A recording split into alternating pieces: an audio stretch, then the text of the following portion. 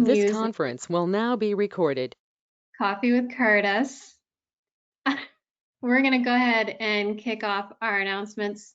Sahara and I would like to welcome you to day 3 of our Future of Work conference.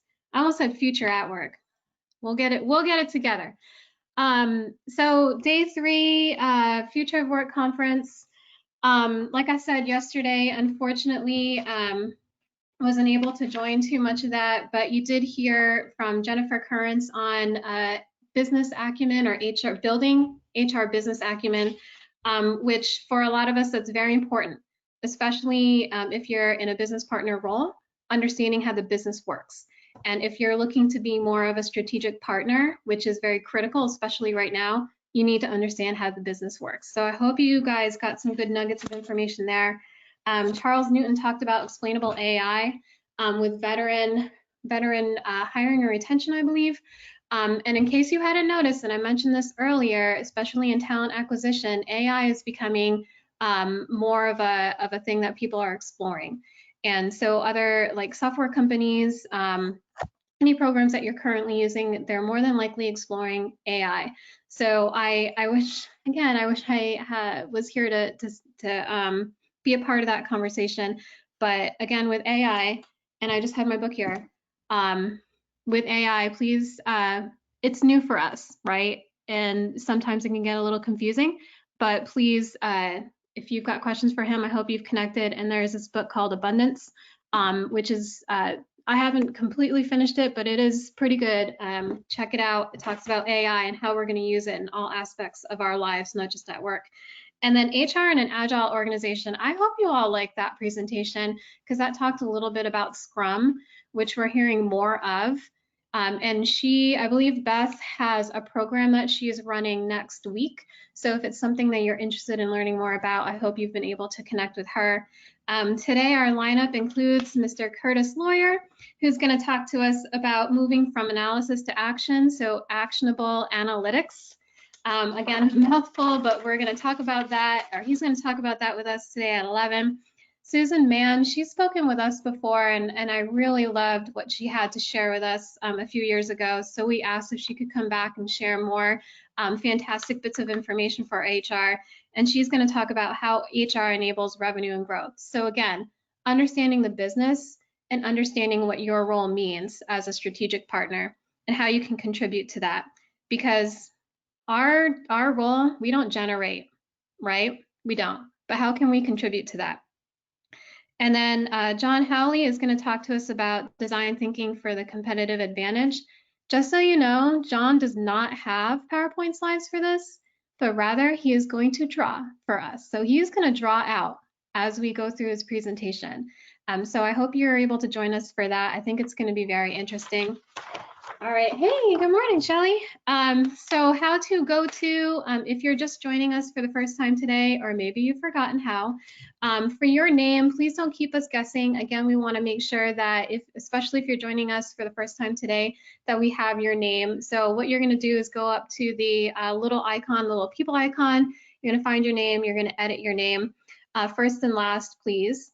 You don't need to include your email unless you want to.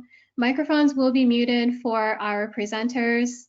If you can flip back to one more, Sahara, I think I missed, audio. If you're having difficulty hearing, turn off your computer audio and call in. There is a call-in number that was sent out this morning, but if you need help with that, please post the question in the chat and one of our volunteers will help you with that. Chat box, y'all know how to do that, so I'm not even gonna go through that. And then lastly, videos. If you want to keep your webcam on for the presentations, that's great. If you want to see who is talking, what you're going to do is you're going to go up to the top of your screen, going to click the drop down menu, and you're going to click it to show who's talking. And if you do that right now, for some reason, Curtis's camera shows up and not mine, but that's okay. We like Curtis. All right, next slide. What do we got? Food bank. In case you hadn't heard, I want to thank you for your support for the Virginia Peninsula Food Bank. since we went virtual, the money that we've gotten from ticket sales has been used to purchase food from our partner venue, the Marriott City Center in Newport News, to donate that food to the Virginia Peninsula Food Bank. And we will be doing that for this conference as well. We are going to be making a $4,000 food purchase from the Marriott to be donated to the Virginia Peninsula Food Bank. And I think this is a fantastic thing that we're able to do, and I appreciate everyone who's been doing this with us along the way. It's helping our community, especially in this period of time when people need us most. Sahara, would you like to talk to us about raffles?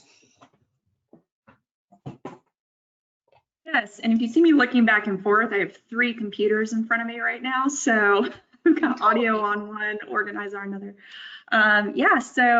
If you're first time attendee to any PenSHRM conference event, you may not know this, but we love to raffle stuff and give stuff away. Today, we're actually going to be doing 2 raffles. Yesterday, we raffled off, yeah, there it is. Angela's flashing up the goods right now. These are going to be 2 book bundles. All the books included in the bundle are going to be recertification or certification approved. And then yesterday we raffled off a SHRM e-learning subscription. So congratulations to Nicole Clark for receiving that yesterday. And then Monday, a recipient was Pete Peterson, and he won a national SHRM membership.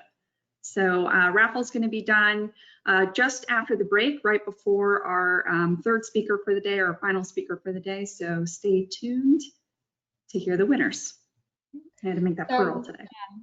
So for SHRM e-learning subscription, wowee, that's like hundreds and hundreds of courses. If you're familiar with LinkedIn Learning, it's similar to that. So for that, the SHRM e-learning subscription, that's a 1-year subscription. If you're not familiar with it, please jump on the SHRM website. You can learn more about that. Next, HR after work. I am looking forward to this. I think we all could use a little break right now. So again, here are my props.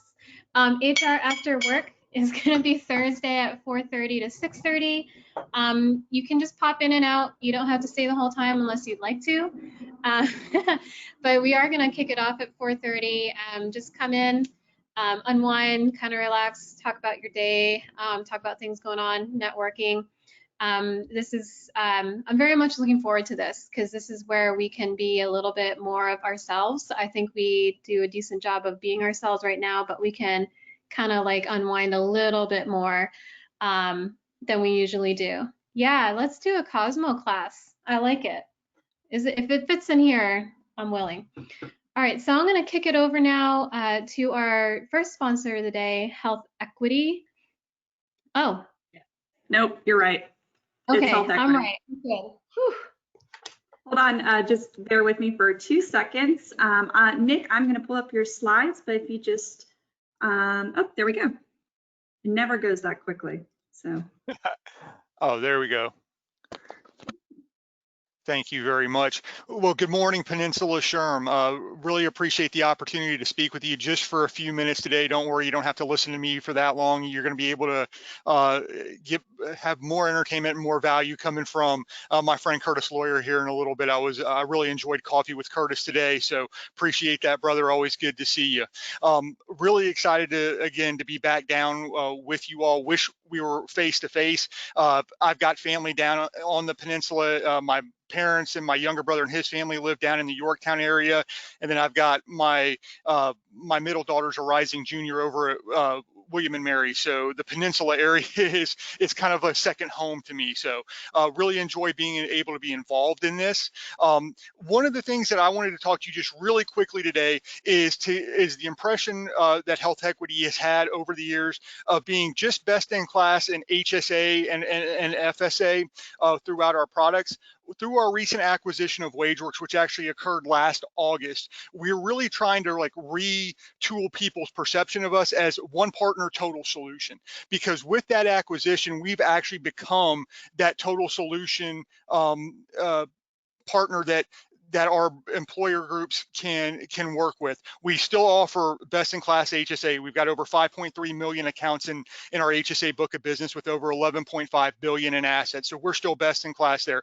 We now have over 3.4 million FSAs, over 1.7 million HRAs. But what's more important now is we're being able to offer some things that we weren't able to offer even 2 years ago. And that's really our commuter, COBRA, and well-being products. And under well-being, we really talk about that as employer sponsored programs, because we've got well-being, adoption assistance, bike to work programs, hearing aid programs, different things like that that we can do to really help round out that benefit offering for our groups and our partners as well. So really excited to be able to announce that today.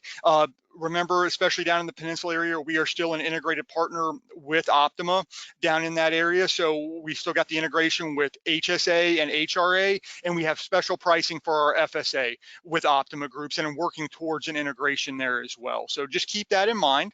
One of the things, well, there it goes. That Sahara, you were right. It actually worked when I hit my arrow key.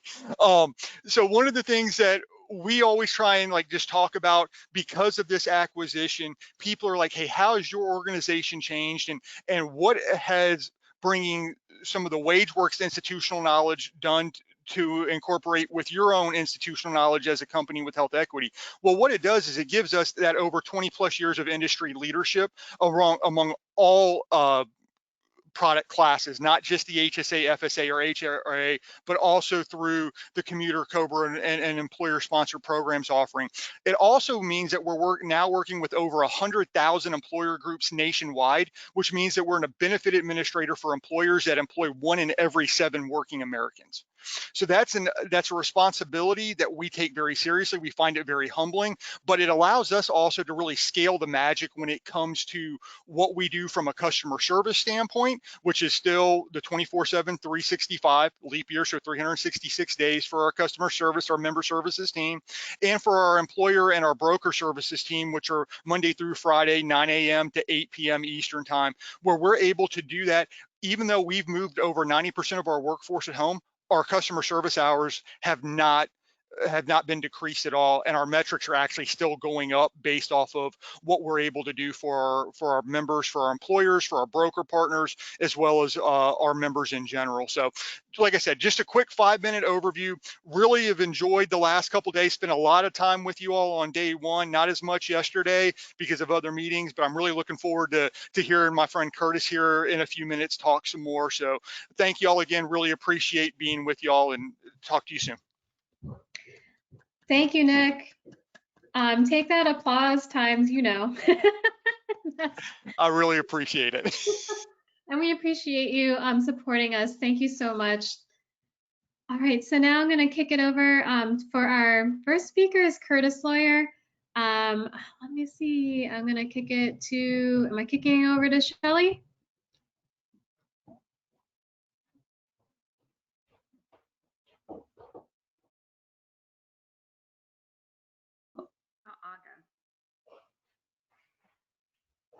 Hey, Aga, are you there?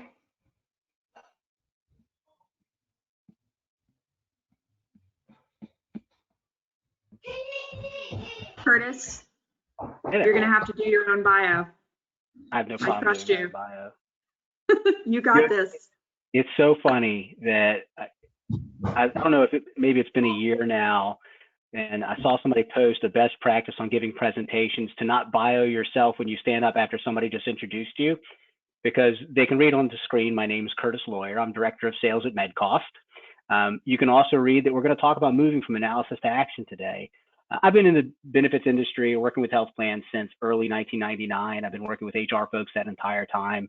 And I said earlier in the Coffee with Curtis morning musings this morning that I learned so much from my sponsorships. I love the opportunity to sit in the room and hear what's going on, because the most important audience I have, and don't tell the others, is the HR audience, because you're the end user that is going to work with me and my company. And I've learned so much sitting through, I think probably, especially the last few years, easily over 20 hours of HR continuing education. And I learn a lot, and there's so many intersections that I try to I try to take things into a different place and realize that none of us work while we do tend to be in somewhat of our own microcosms, that we have to realize that we're part of a bigger world. And in HR, we're part of the whole organization. Sorry if you lost me a little bit. I got to go to airplane mode. Good reminder early in the presentation. So, my background again in benefits, I hope will translate well into our conversation today, but we're not going to talk about benefits.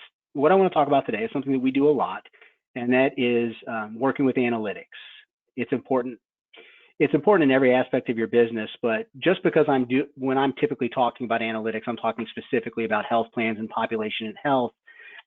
Most of that, if not all of that, is going to be entirely translatable, and we have to take action. There's a very immediate need for ROI in a health plan when you talk about improving worker output, reducing expenses of the health plan. So, and that's the pressure put on us, and appropriately, by consultants and by our clients. So what I wanted to share with you today is to talk about getting over the knowing and doing gap. And so while I'm going to intro this a little bit, but while I'm doing that, I'm going to ask you a question. We'll make sure everybody knows how to use chat. Angela assumed you did. So in the chat box, if you could post whether you make decisions emotionally or analytically.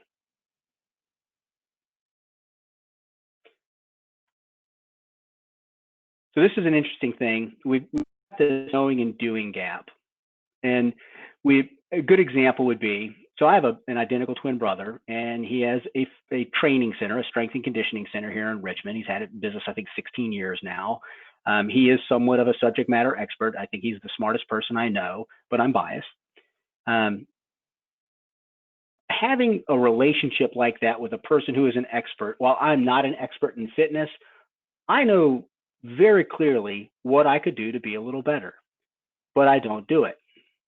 So there are some things that get in our way, whether it's procrastination, whether it's prioritization, and we'll talk about some of this stuff later on. It really comes down to anxiety, right? We all have, and it's not I'm afraid to exercise, but I'm afraid to let go of things that I think are more important or more pressing or more people are dependent on, to make time for myself to go get better, or whatever that is. I have, by the way, made the COVID comeback, so I am back in the gym, so don't worry, Curtis is okay. But there's a reluctance that happens when we have things, and I think for those of you, so I'm looking at some of the responses, and Laura nailed it, but most people, Donna also, 75% analytical, 25% emotional. Here's what's interesting. What if I told you that purely science, and I'm not a scientist, these are things I've read or learned over the years. What if I told you that 100% of the decisions that you make are ultimately emotional ones? And that's everybody. That's not that analysis isn't part of the decision-making process. So let's talk about, if you want to take action, we have to make a decision to take action. What happens when you make a decision is you are estimating or approximating some expected value of making that decision and weighing it against your belief of the probability of realizing that value. So it's what is the improvement or value, stated value, that I expect from making this decision, and then what is the likelihood it's actually going to happen.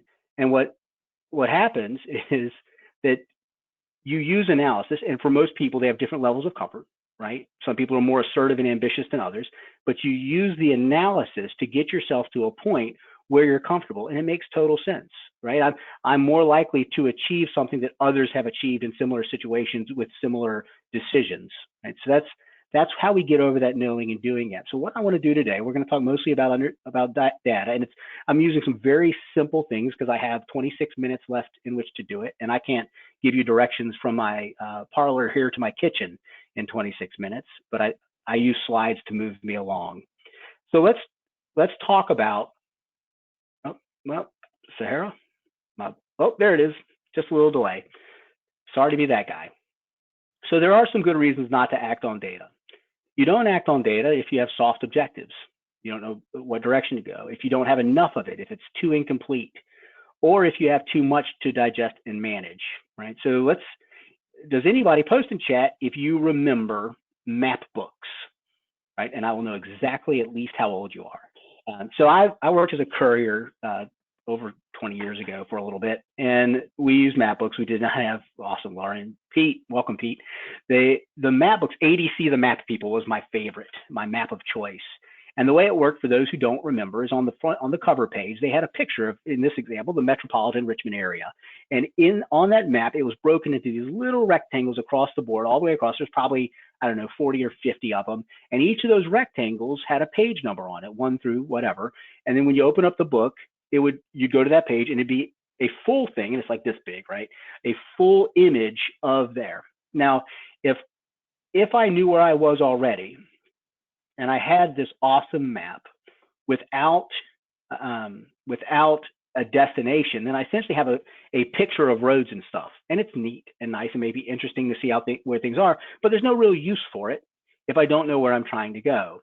Similarly, if I'm using the Metro Richmond map and I'm trying to get to Charlottesville, right, I'm going to need another map to put next to it to complete the picture of where I'm trying to go.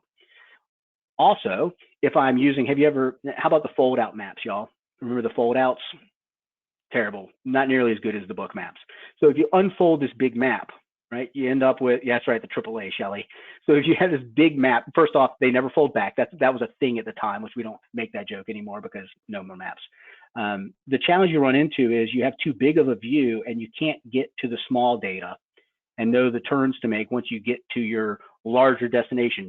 Charlottesville doesn't get me to Michael Shop's tasting room, right? I need more data to do that. So when you act on data, you act on it because you have the right data, right? You know where you're going, you've got a complete picture, all the right stuff, and you can break it down into priority points of action. So let's talk about the destination, right? We're going to describe future state. There's something in y'all, if you've heard me speak at all, you've probably heard me say, Medina, yes, the fold-out maps were awesome, or not.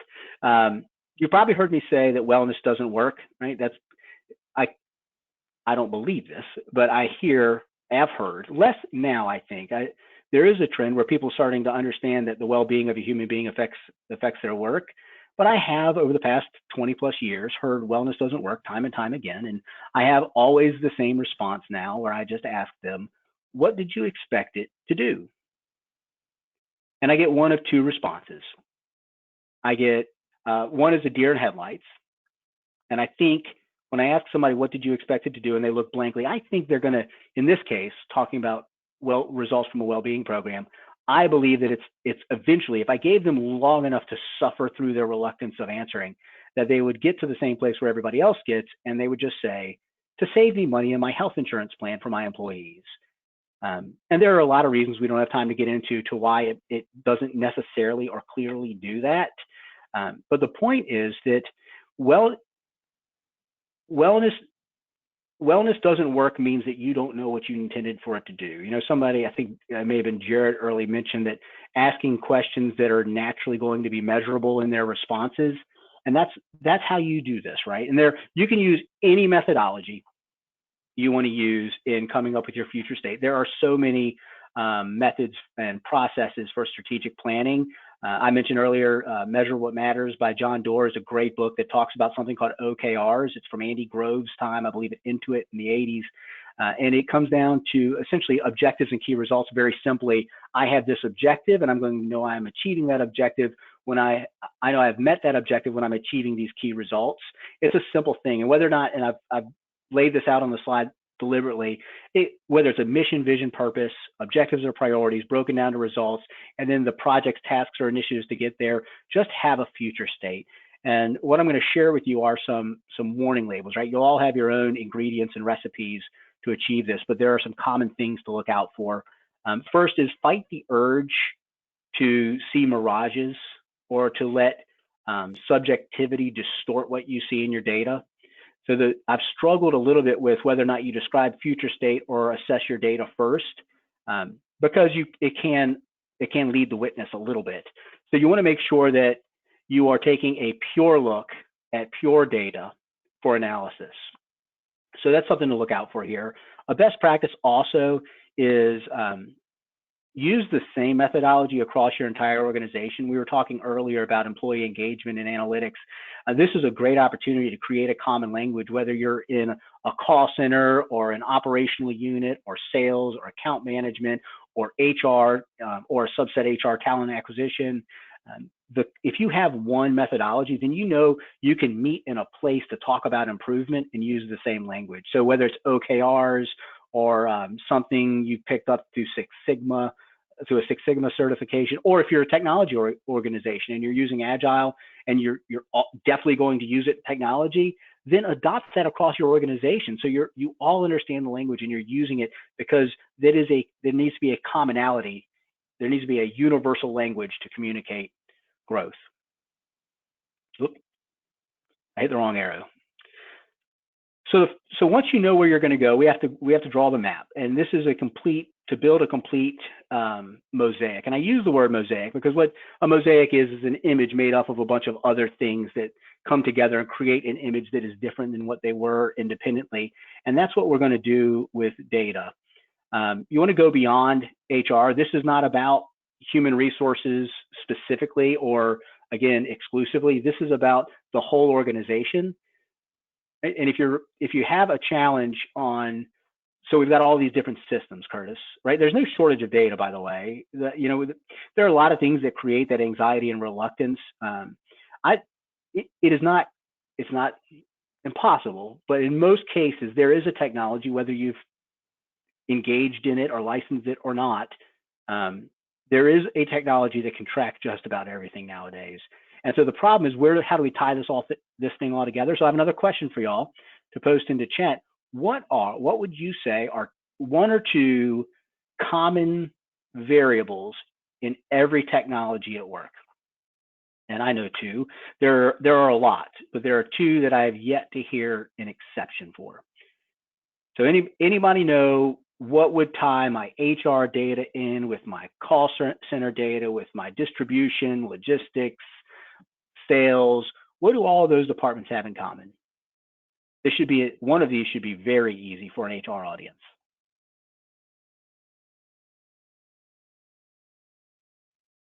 Jared's on a roll today.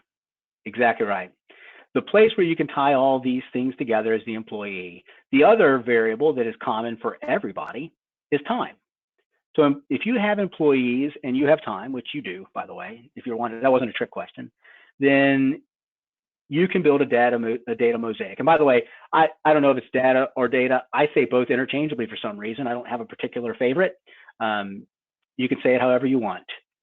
So in your data mosaic, you may have, and so what I've done here, and I'll talk you through this as you adjust your eyes to it. You may be working with different systems. So I deliberately put, and this is totally fabricated. None of this data is real, but it's meant to make some easy illustrations to talk through working with data to get you through the knowing doing gap. In this, you'll see, so green is ideal state across these multiple departments. The fonts are different colors to indicate perhaps some of the data is coming from a payroll with integrated HRIS. Maybe attendance and PTO is tracked in a time and attendance system, health plan and others in a bin admin. And then ASTA is an acronym. I don't know if it's actually an acronym. It's just, I didn't want to type average speed to answer. But this is just an example of a department outside of HR related stuff who is affected very much by that person's performance. So in the call center, they have metrics in here and the others don't. The average speed to answer target maybe 30 seconds in this example. So ideal state. So we've got green is ideal, orange or cautionary orange is less than ideal. And that's what we're looking at. So what are some observations we can already make just on the pure, having connected all of this at the employee number? And this is 9 employees, right? There's just a sample for illustrative purposes. So what are some things we can see here? Anybody see anything that jumps out at you so far? I'll give you a couple minutes while I take a sip of my coffee. Couple minutes, couple seconds.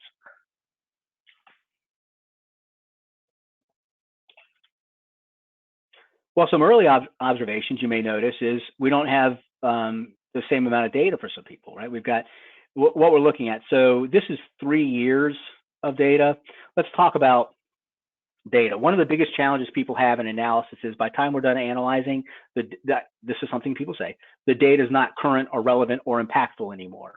So one thing I will tell you, the first things first, if you want to really ensure that your data is always going to be impactful, use multiple years. Pull in as much history as you can.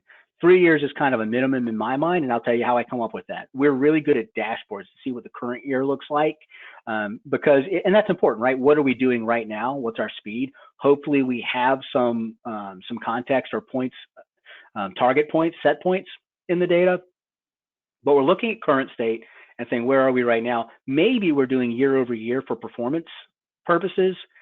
So we've got 2 data points. First off, 1 is clearly not a trend.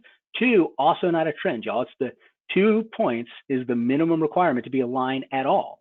So it's not really until you get to 3 or more data points on any one metric that you really start to form an average or a trend at all. More is a little better, but I will tell you at least 3 points. You know, in our space, we use member months. So we typically will have 24 member months to make data credible, as we call it. So you want to make sure you have credibility in your data. So look for the 3 years. If you don't have 3 years, so people say, well, what if I just put this technology in? Well, start tracking it now. And if you don't have a way to track it, you know, again, shout out to Jarrett, come up with, begin with the end in mind, right? Come up with something that you can track that supports this thing, you know, employee engagement or whatever, and start tracking it now. And then in 4 years, you are going to love your 2020 self who started tracking that thing, so you can make it measurable. So some other things we can see, let's get back to the sample. We can see that, you know, a sidebar conversation we'll have another time is the no 5s on the scoreboard. If you look at the customer service group, it's tough to do with everything else, but if you look at it, you'll notice that this WO supervisor's customer service team has consistently lower performance scores than the rest of the organization. So probably something to dig into a little deeper there from a priority. Also, look at employee number 9, no longer an active employee, but did score 3.9 on their evaluation, had 100% attendance while he or she was there. So probably also a call out conversation to have. So what do you think? I'm interested to know what y'all think about the 401k column. So look at the bottom of the page, column J, in the bottom half, and the 401k. What would you do with this as you're entering into your analysis? You've got all yeses under 401k. Any thoughts?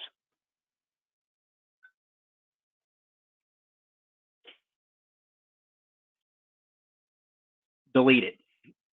That's the short answer.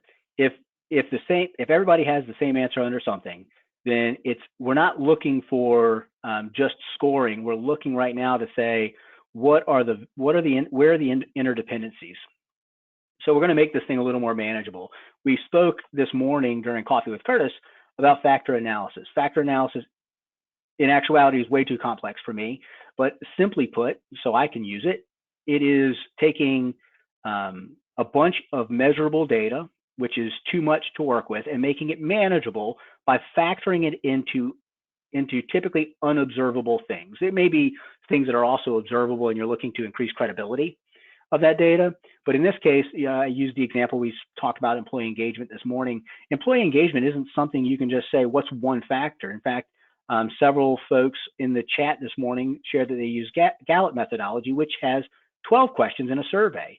So that is 12 measurable things, 12, let me get in front of the camera, 12 things that we could say all drum down into employee engagement, or rather employee engagement is captured by these 12 things. And that's how factor analysis works. Now, the first thing I did to factor this data was I split it into for credibility's sake. So when we talk about credibility, this is finding strengths. And the next slide is going to be start with your strengths, but I don't want to move to that yet. In this case, we're looking at there are 3 different types of strength in data. One is high performance is a strength, obviously. So if there's a place, so look at this right now, we've got our more tenured employees. Everybody is more ideal state. There's more green above the line than below the line with the less tenured group.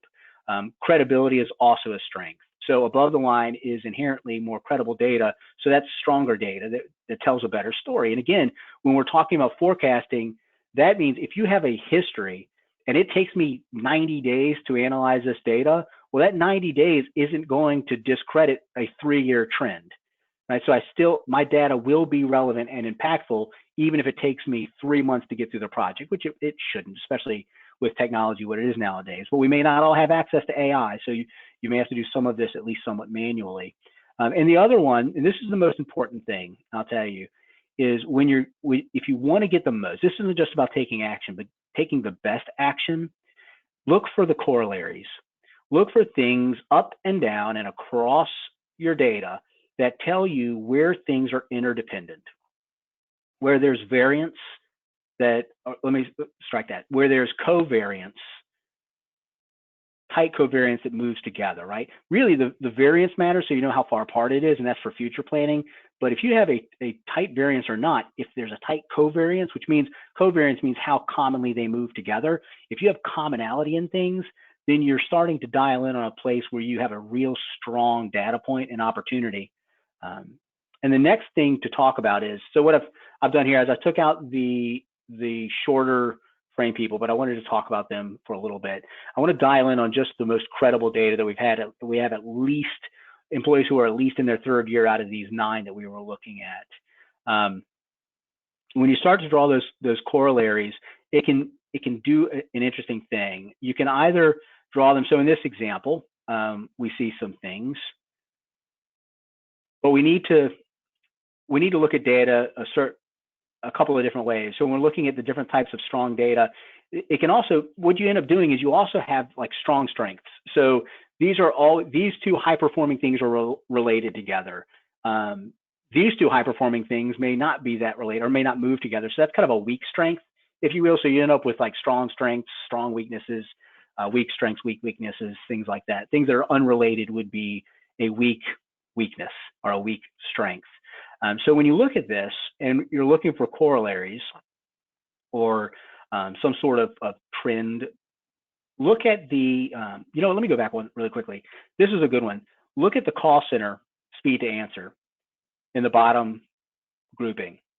The employees who have been there longer are far out, and this is to be expected, but we're not talking about the difference between 3 months and a year. We're talking to people who have been there for a couple of years or people who have been there for 3 years. There's a massive difference in these groupings of performance. Even the employee who's underperforming their goal at 33 and 32 seconds for the past 2 years, they're still right at 30. I'm not mad at that person for 33 if his goal is 30, right? The 46 and the 38 and the 41, they start to be a little bit more of a concern. So some clear opportunities for action already. Now let's look at this specific example. And again, this is simplified, but we've got one thing you'll observe. Well, let me ask you, and run a little short on time, but what do you see here? If anybody can see something quickly that jumps out at you.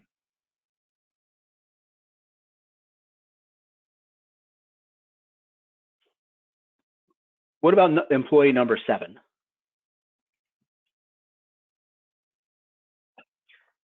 Employee number 7 is a clear underperformer, which is interesting because that person has been here for 12 years. So in the past 3 years, they've had a steady decline in their performance score. Their attendance has not been perfect for the past 2 years, which all of the other 3+ employees have perfect attendance. It's not hard. I mean, it depends on what your definition of perfect attendance is. Notice the time off used. Right? This person is no longer taking as much time off as they used to, or as most employees are taking. They didn't qualify for the bonus, their wellness, and their average speed to answer is okay, but not, look how awesome they were 3 years ago. 23 is strong. So you're looking at this employee and asking yourself, well, what is different about employee number 7 than the others? And so what intervention, what action could we take from this? What are some ideas?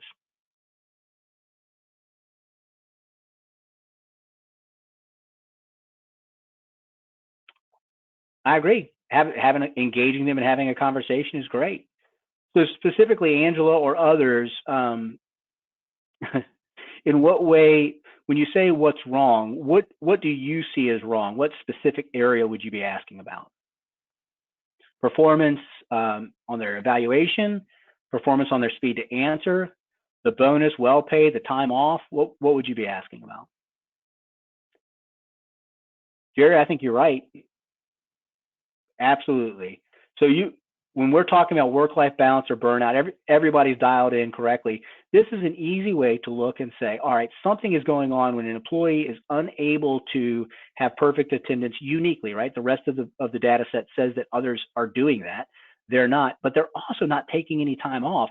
There's something going on. And it may be that they can't feasibly take time off. Maybe their response would say, well, my wife works and she can't take time off, so we don't take vacations, so I just don't take vacations. Maybe put in a PTO buyback policy. It's my favorite benefit at MedCost, is that at the end of the year, even if I roll over, I've got extra time off, and they just give me the money for it. It's outstanding. Not all of it. There's a limit, but it's fantastic. And Jared is on a roll still. They also have a change in supervisor, which could be unnerving. If you got an employee who's already underperforming, new leadership can be incredibly disruptive.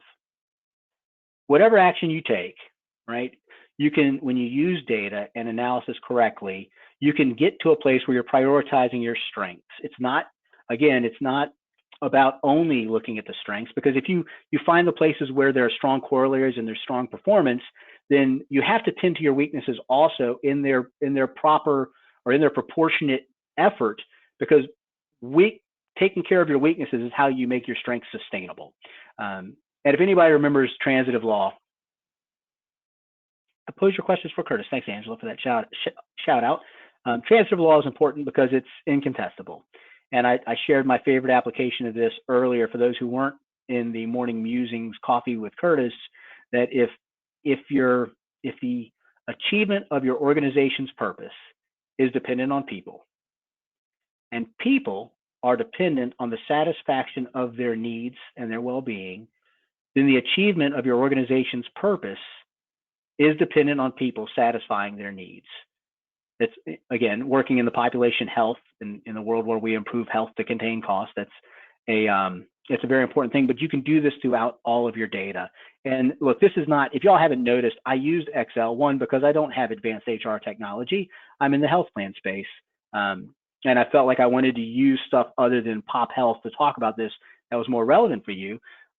But Excel works. Most systems output in Excel, and you can compile this thing together. And again, if you're using multi-year data and using forecasting, then it will still be relevant, important, and impactful, even if it takes a small amount of time. And in fact, there are ways we use in my space all the time to continue a trend out and say, okay, so here's what, if you're using cost, for example, here's what the cost would be if we implement this at the end of the year. We can just use an 18-month trend from last year to make the data relevant moving into 2021. So there are a lot of ways you can do this.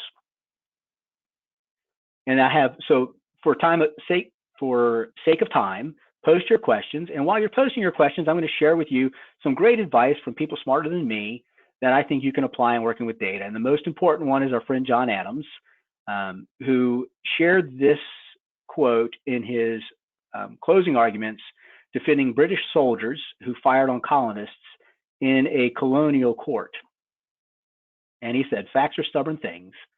Whatever may be our wishes, our inclinations, or the dictates of our passion, they cannot alter the state of facts and evidence." Fight the mirage in your data. Don't apply subjectivity to manipulate it and make it say what you want. It's not about proving a case. It's about finding out what the case actually is. Stephen Covey, begin with the end in mind, right? Wellness doesn't work if you don't know what you want it to do. It's never going to get there, right? So if you know what you expect, and by the way, on the wellness thing, just a side note, wellness is culture first, health expenses, health plan later, because it fosters a healthy culture that will improve the health of your population. It's proven. If it's not working where you are, then ask yourself why not. So begin with the end in mind, create the methodology, ask the questions, like Jared said, ask the questions with the intent of receiving a measurable answer, and the ones that will foster measurable conversations. Simon Sinek, Elizabeth Belize gave him a shout out. I'm a fan also. Earlier on, so just a couple of months ago, April 6th, he said that optimism allows for reality. He did this in the context of contrasting positive, which is only positive, right? Doesn't allow for a balance of negative. Versus optimism, which says I have a path ahead of me I know that there is success or a light or progress through that path, even though there will be barriers and challenges along the way I may need to navigate or react to. Love that. Optimism allows for reality. And by the way, when people say I'm not being negative, I'm being realistic, that implies that positive things don't happen. So maybe let's stick with optimism.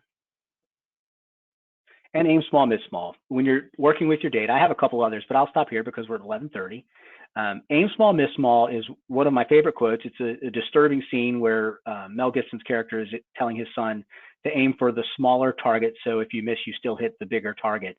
And it reminds me of those motivational posters that says, aim for the moon. If you miss, you land among the stars. But if that happens, first, you miss the moon, it's a big target. Secondly, you're now sent careening through the vacuum of space among fiery balls of gas, which are stars.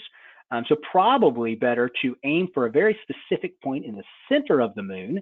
So if you miss, you still land on the moon, which is pretty big, by the way, and you should be able to do it. And it's the same thing. Think perfect when you're creating your targets, when you're coming up with objectives.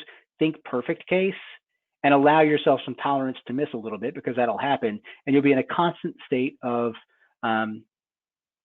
calibration.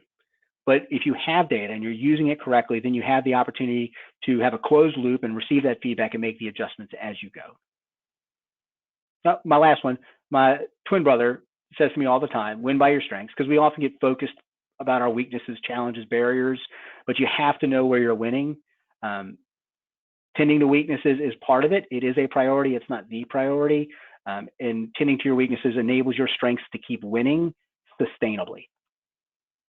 So I hope, again, my intent in this presentation wasn't to share with you anything new, but rather give you comfort in taking action from data and to broaden your analysis.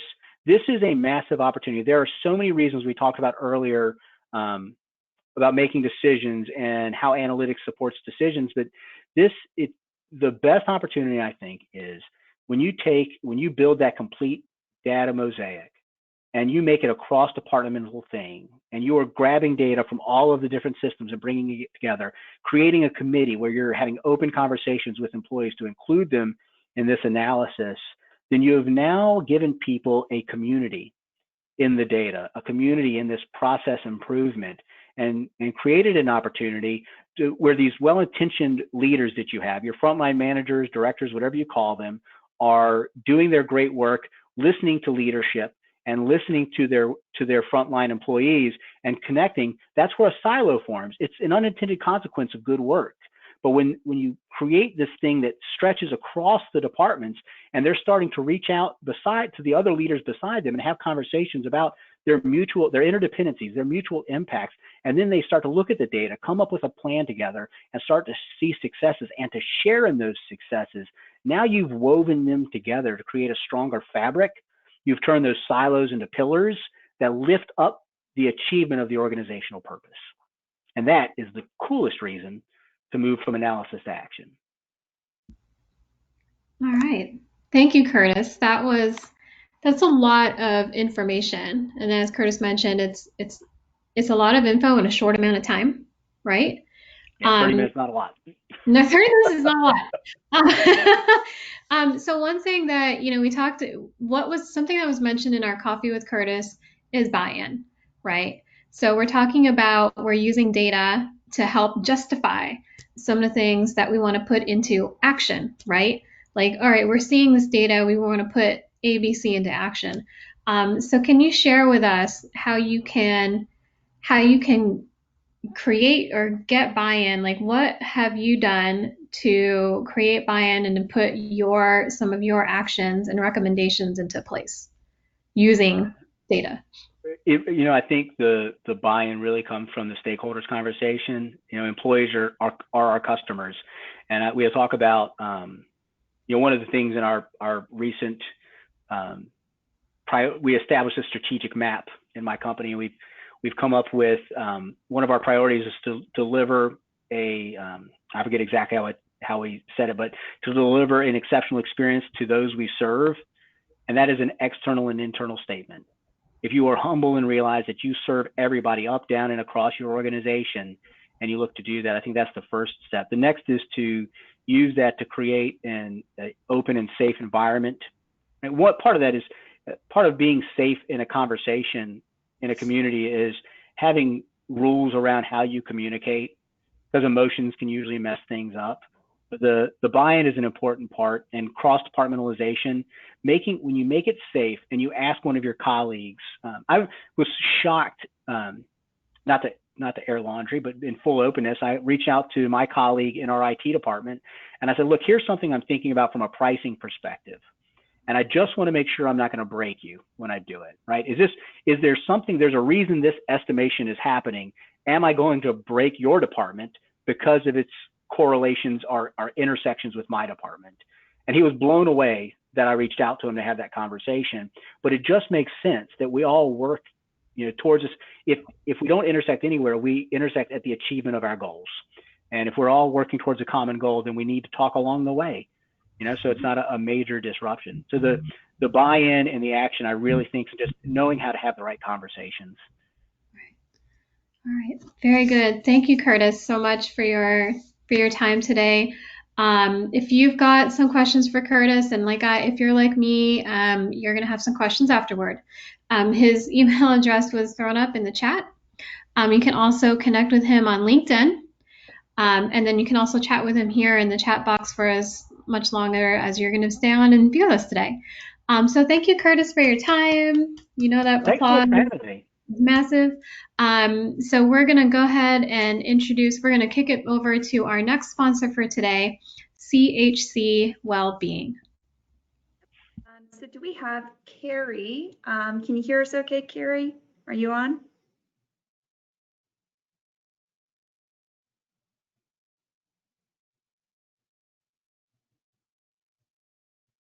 If you're talking, you may be on mute still. Are you there, Carrie? There we go. Yeah, I think I just got unmuted. Oh, perfect. Can you all hear me? Yep, we hear you loud and clear. Perfect. Well, thank you all so much for having me today. I want to give you a brief overview, and we appreciate the opportunity to sponsor the SHRM event. We are really extremely excited to do so. And just wanted to give you a quick overview of CHC Wellbeing. Obviously, we are a wellness company, and the best way I know how to describe what we do is actually tell a story. And I'm going to tell an easy one for me because it's my story. So, and everything that CHC tries to accomplish, as Curtis actually mentioned in his last, in his presentation, I caught that he mentioned that culture is where you need to start with wellness. And I couldn't agree more. And it's got to start at the top. CHC obviously has a very strong culture when it comes to well-being, and that's what we strive for with each and every one of my clients. And personally, my journey and what we do, just to give you kind of a experience of a member at CHC, it starts with the data and screening. So for me, as a younger, thriving adult, I was, thought I was healthy. I was a former college athlete. But as the years go on and on and on, I'm not getting any younger, and I wasn't feeling great. And I couldn't put my finger on why, because I didn't have the information. So I finally, as a stubborn male, said, you know what, I'm actually going to get a full screening this year and see what the results are. So after my screening results, I actually met with my physician because I was so blown away of everything that was going on with my personal journey. And everyone's journey in wellness is a little bit different. Everyone that's on the phone today is going to have a little bit different journey because our makeups are slightly different. So when I went in and met with my doctor, I was 38 years old and I wasn't too heavy. I was a little overweight. And as I mentioned before, I wasn't feeling good. And I found out, after 38 years, I was allergic to all the quote unquote healthy things that I thought I was eating in my diet. And really what that came down to was not just gluten-free. I'm allergic to any grain. I'm allergic to nuts, and I'm allergic to legumes. Additionally, I found out that I had a bunch of hormonal imbalances and other supplements that I needed to have within my diet. So that's the type of information we're trying to provide individuals and guide them. And you can flip to the next slide because it'll give a little bit more information on CHC. But that's a process that we try and follow internally at CHC, is give everyone the information that they need to be able to make better healthcare decisions. Now, I was lucky enough that I reached out to my doctor. He gave me the time that I needed to make some significant changes in my life. And I'm happy to say after over a year and a half that I, A, feel fantastic, and B, I have lost 25 pounds of fat and I think put on 15 pounds of muscle just by making all these different true lifestyle changes. And to me, the older I get, the appearance isn't as important, but the way that I feel and wake up and want to go to work every single day absolutely is. And I have a whole new energy on life because I finally feel good. So that's what we're trying to provide our clients and their members, is that opportunity. But it starts with understanding with what's going on with you. And we've been at this for almost 2 decades now. We are a family and employee-owned organization that served over 1,000 clients in 40 plus states and continue to grow each and every day. So that is where I know you guys are running a little bit behind. I will stop there unless there's any quick questions. Yeah, no, if there's any questions for Carrie and about CHC wellness or well-being, excuse me, please post them in the chat. And Carrie, if you would just do us a favor and include your contact information in the chat, that way anyone that wants to get in touch can do so easily by just clicking your info and plugging it in their message. So thank you so much again for partnering with us for this conference. Please, I encourage you to stick around and check out the other sessions we have. With that, I am going to turn it over to Shelley to introduce our next speaker. Thank you so much, Sahara. It is my pleasure to queue up Susan Mann. She's the owner of Compass Sales Advisory.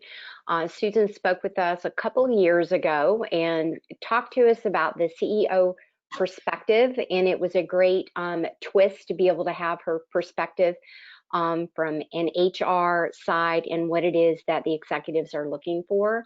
She's got a rare combination of her experiences as a whole. She, again, is a former executive, having run both large global businesses as well as small growing company in the process of scaling. Through her experiences, she's been has seen the good, the bad, and the ugly, and what makes businesses grow and thrive. Through Compass Sales Advisory, she now works hands-on with local business leaders for really to help them accelerate the growth of their businesses, their strategy, their people, their process, and their tools. She has an amazing calming voice that I believe you will find soothing as well. She brings calm into the chaos of managing sales, of motivating sales, being strategic about sales, and again, having the multitude of experiences. She's really going to be able to give you hopefully some great food for thought today as we look through the crisis that we're going on and how HR can be a positive impact in the business development side. And so without further ado, Susan Mann. Thank you, Shelley. Thank you. Can you hear me okay? Yes, we can. Okay, perfect, perfect. So I appreciate that introduction. Let me figure out how I do my slide advance here. Okay, all right. So Shelley, I appreciate the introduction. As Shelley said, I'm Susan Mann.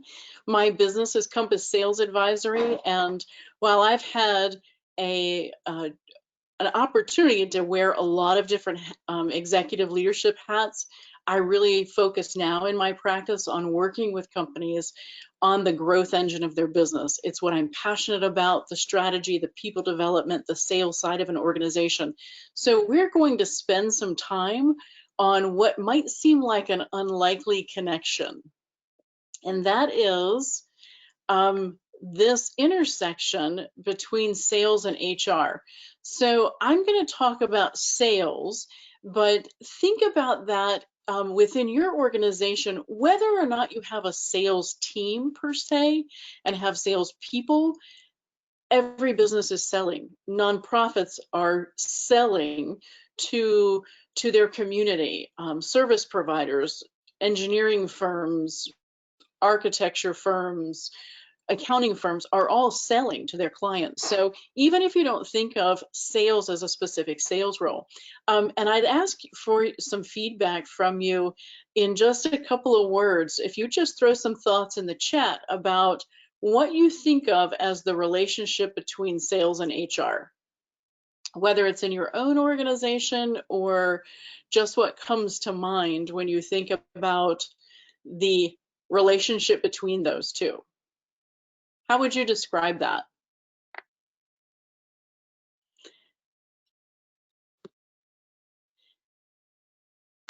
Any thoughts? You know, oftentimes, I love it. I love it. I love it.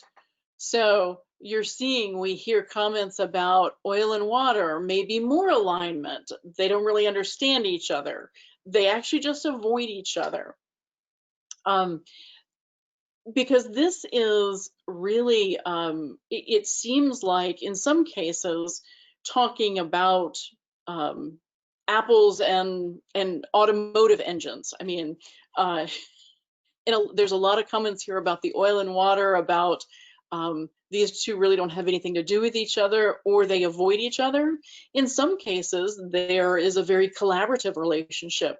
So we're going to spend some time today talking about how can these two parts of an organization be more effective, and how can HR help enable the revenue engine of the business and get over that disconnect with the sales organization. So as Shelley mentioned before, I've had an opportunity to speak with this group in the past and share some thoughts from, I would call it, from the executive side of the desk, about expectations and needs that the executive suite has for human resources. And I just wanted to anchor us in that. I had a chance to listen to Curtis's overview, and it was the perfect entry. One of the things that is so important is making certain that you know how your business makes money. He tells her, okay, so if you're a nonprofit, maybe in that case, it's how your business sustains itself. How does your business serve its community? But knowing how your business makes money and what the priorities are of your business is so important for HR to be able to then make a business case that's based on data. You know, Curtis talked about data, and somebody even asked the question about how do you use that data? And I think it feeds right into the things that we've talked about before. Is that's so important, whether you're making a business case to your coworker, to an employee, to somebody in a maybe a manager or leadership role, is being able to link back to the business objectives and using data to make a business case. And that can be done in a way that's done with compassion and heart that puts the employees at the center as well. So I want us to move on and talk a little bit more about this revenue engine concept. If you would take a minute also in the chat, I suspect we're all in agreement about the fact that the business environment we're in is quite different than the one we were in 6 months ago. I don't think if any organizations did their 2020 planning, I don't think anybody contemplated the scenarios we're in right now. What kinds of things that do you see in your world, whether in your business or just in your market industry, in terms of the changing business environment? What do you see that's changing that impacts businesses in general? Certainly, I think we're starting to see some signs of a weakened economy, and we may expect that we may continue to see some weakened economy. The delivery channels are definitely changing. Definitely. There's a whole lot more consumer uncertainty. Absolutely. Great input in the chat. Yeah, the remote collaboration, Pete, that's a huge one that that a lot of companies are working through, is that remote workforce, and how do you make the most of that? How do you get by day to day instead of thinking long range? One thing that really impacts the revenue engine side is what's happening in terms of this trend around digital. It's probably not a stretch to say that all of us, maybe most of us, if not all of us, are customers of somebody called like Amazon or online shopping in some way, online retail. But the current environment has accelerated that process exponentially for businesses as well, for B2B, business to business sales as well. That's very different than what we've seen in the past. And so it really affects the way businesses sell and the way they engage with their community, the way that they reach their customers. And so all of those things are swirling around this thing we call the revenue engine. So let's talk about what are those things, what are those keys that HR can do to help empower the revenue engine and help close some of that gap and close some of that disconnect that happens with the sales organization. So the first question I have for you is, what do you think of when I say sales strategy? Sometimes that word, just the word strategy, can sound really fluffy or ambiguous. So when I say strategy, what comes to mind for you in terms of what that means in your business? A plan. Exactly. It's the plan. And ideally, there's some overarching plan, but the sales strategy is really just that. It is an idea of what the destination is, where are you going, how are you going to get there, and then how you differentiate yourself along the way. So if I put that in the context of sales or revenue, or even in the nonprofit space, it's a matter of knowing who is it that you're ideally trying to serve as your clients? Who are your ideal customers? How are you going to reach them? How are you going to deliver value? And how are you going to differentiate yourself? And that may sound like a very sales specific thing. That's that other department's issue to work through. But I want to give you an example and why I think it's so important that human resources really understand the sales strategy and how they can be such an asset in that process. I work with a technology company, a smaller company, and they provide services to primarily smaller businesses. They had a shift in their sales strategy where they wanted to grow their business by going what I would call upmarket. They wanted to start working with bigger and bigger, more complex customers. And so they tried a couple of things. They tried getting some of their existing salespeople to go call on those people, and they were not successful. And I thought, well, maybe we need somebody that's already done that and had a very hard time attracting talent at the price point that they were willing to pay.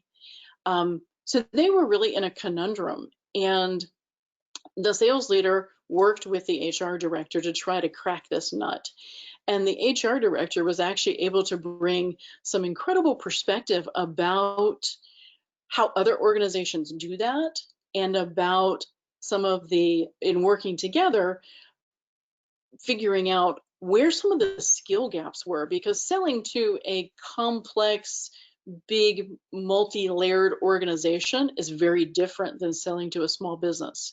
And so there were some things that were missing from a sales standpoint in terms of just flat out capabilities. Even their best salespeople just didn't have that kind of capability. And so they were able, working together, to put together a training program for how they were going to take their existing people and actually develop those skills in them. And I guarantee you, there is no way in the world that sales manager would come up with that plan working in a vacuum, because they just don't have the expertise. The sales manager's expertise is in different areas. He doesn't have the expertise to really understand how do you cultivate that and develop that. How do you really capitalize on the human capital aspect? So it was really through that collaboration that was linked to that strategy that helped them be able to crack that nut.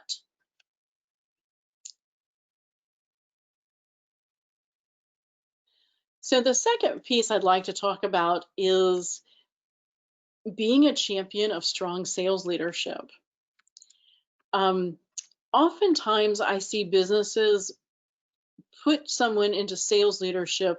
A lot of times it's a really good salesperson gets voluntold or gets promoted into some kind of a sales leadership role, or in some organizations that may not have a true sales team, or even if they do, the sales part of an organization might roll up to somebody who does not have expertise in sales. Danger. And HR can really be a powerful advocate for strong sales leadership. Like Krista just mentioned in the chat, being really good at sales is not the same thing as being very good, as being a really good sales leader. And HR has a strong role to play in making certain that the organization applies the stark hiring rigor, even when you're looking at internal candidates. Just because someone is an excellent salesperson, apply that same rigor to make certain that they bring the skills and capabilities to be a sales leader, and make certain that your organization has strong sales leadership. And if you don't have it inside, get it outside. You can outsource that if you need to do that on a fractional basis. But having some expertise that helps cultivate and direct will maximize the impact of your sales organization. One of the other pieces I think is so important about sales leadership and being a champion of sales leadership is that sales leaders now spend more than 2/3 of their time on internal stuff. It's sad. It's sad that when I work with organizations, so many sales leaders are spending, 50, 60, 70% of their time on paperwork, forecast, internal process kind of things. They're spending about 20% of their time selling and even less on cultivating their people. So it's not a matter of spending more time coaching. It may or may not even be possible, but you better make sure that the coaching that they're doing is really good. So the more you can do to help your sales leaders be effective coaches, the more impact they can have, because it is not a natural indication. Just because somebody is a sales leader doesn't mean they're going to be a good coach.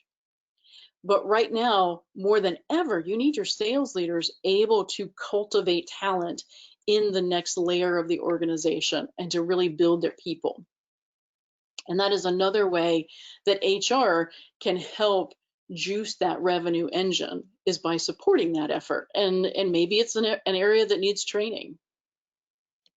So I have a curiosity question. When I say right people, right roles, when we're talking about sales, give me a rough number. How many different types of sales jobs do you think there are?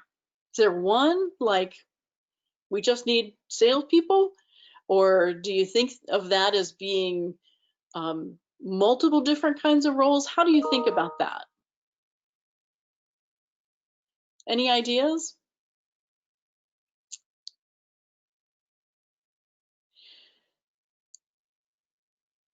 Yeah, so you're seeing a lot of people talking about there's 3 roles, there's multiple roles. You can have inside salespeople, you can have outside salespeople, you can have people doing, the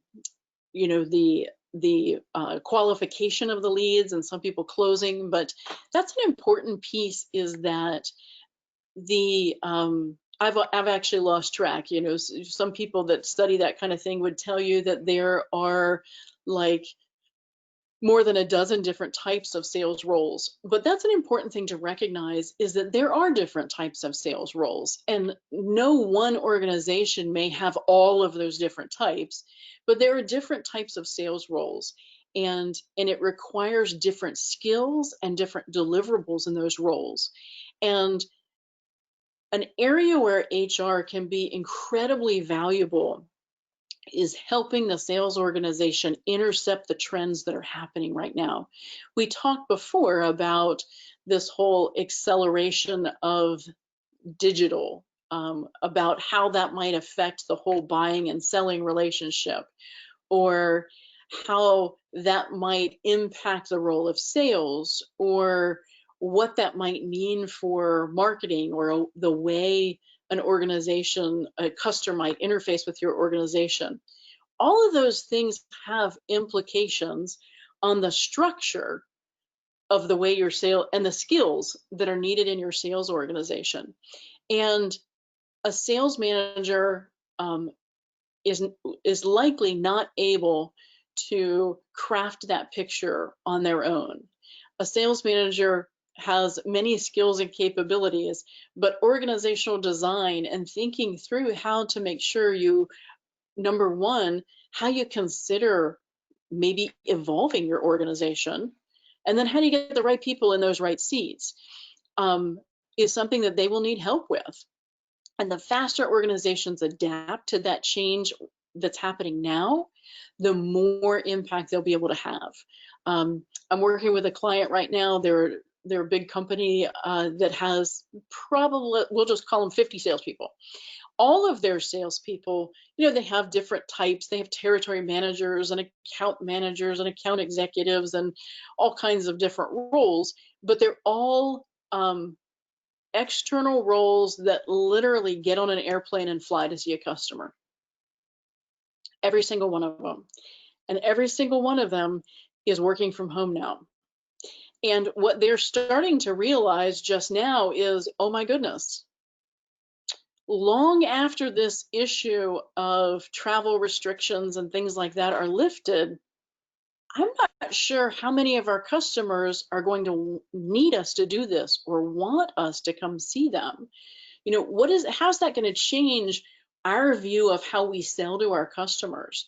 And so we're working on a program with them to look at redesigning the structure of that organization.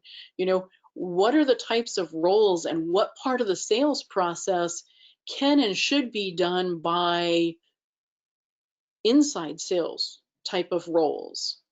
What part of the customer journey should be handled by people working internally? What do you need somebody separate to come in and work through closing and developing an account? But there's a lot of questions to ask around that organizational design, and it's dangerous right now for businesses to think, hey, yeah, I got my sales effort fixed, we're good. Because all of those things we talked about before in terms of the changing business environment are really going to change the way people buy and the way companies need to sell.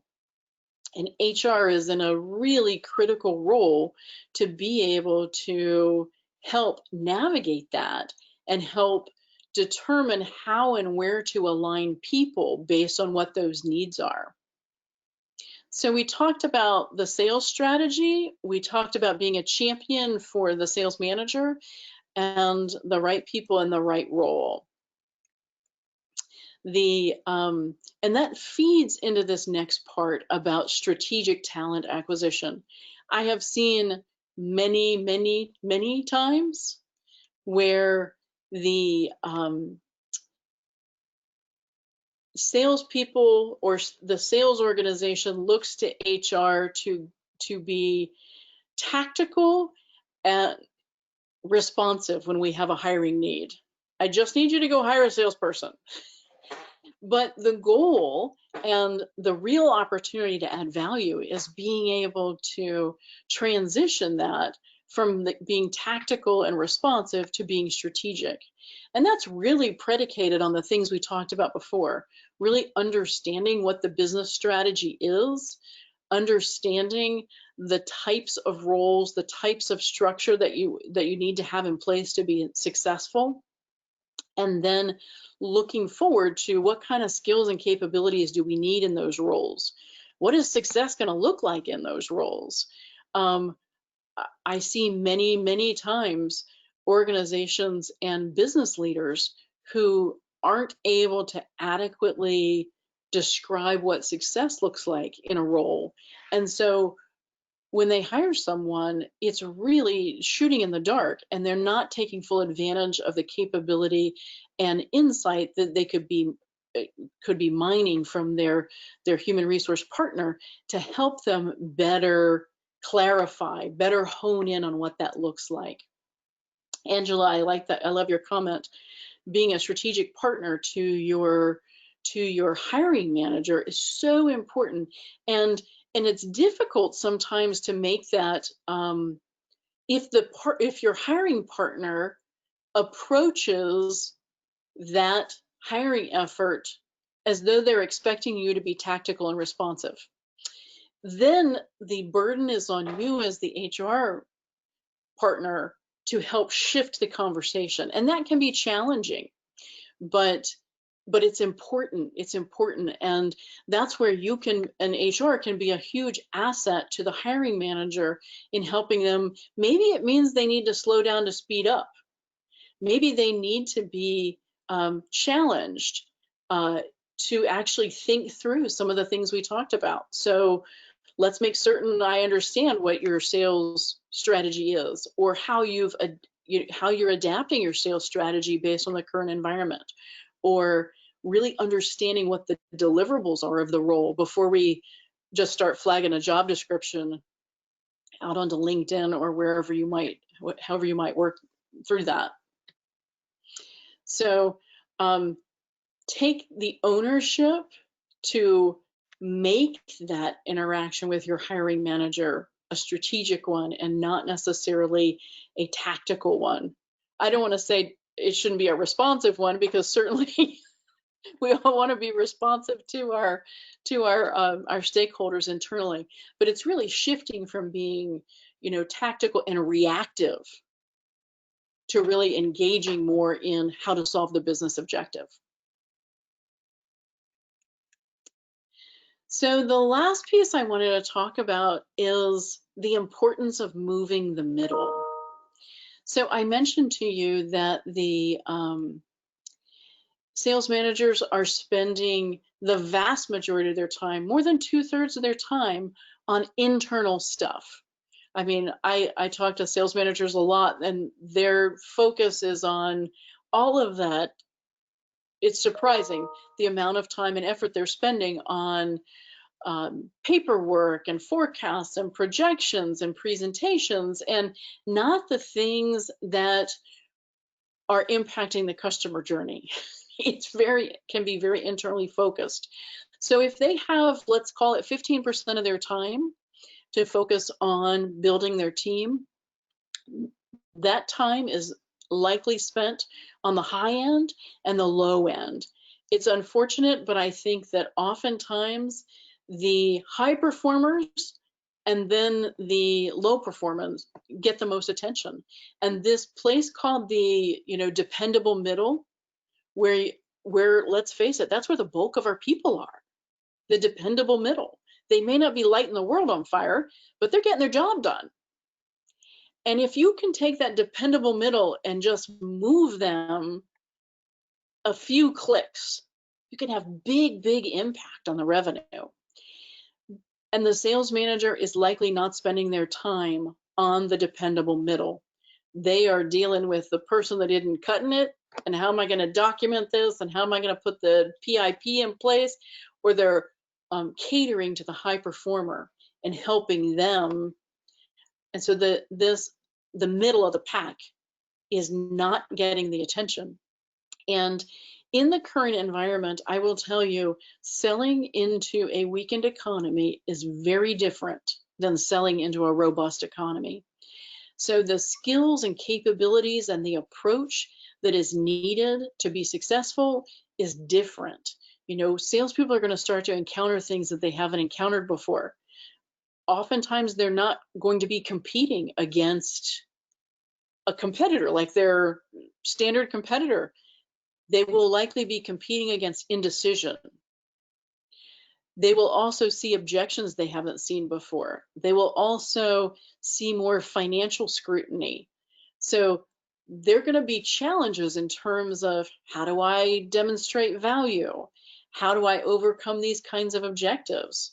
And closing business exactly is more difficult. It's challenging to cultivate rapport and build relationships with prospects virtually. And all of those things are new skills and different kinds of capabilities that I guarantee you organizations have not been focused on.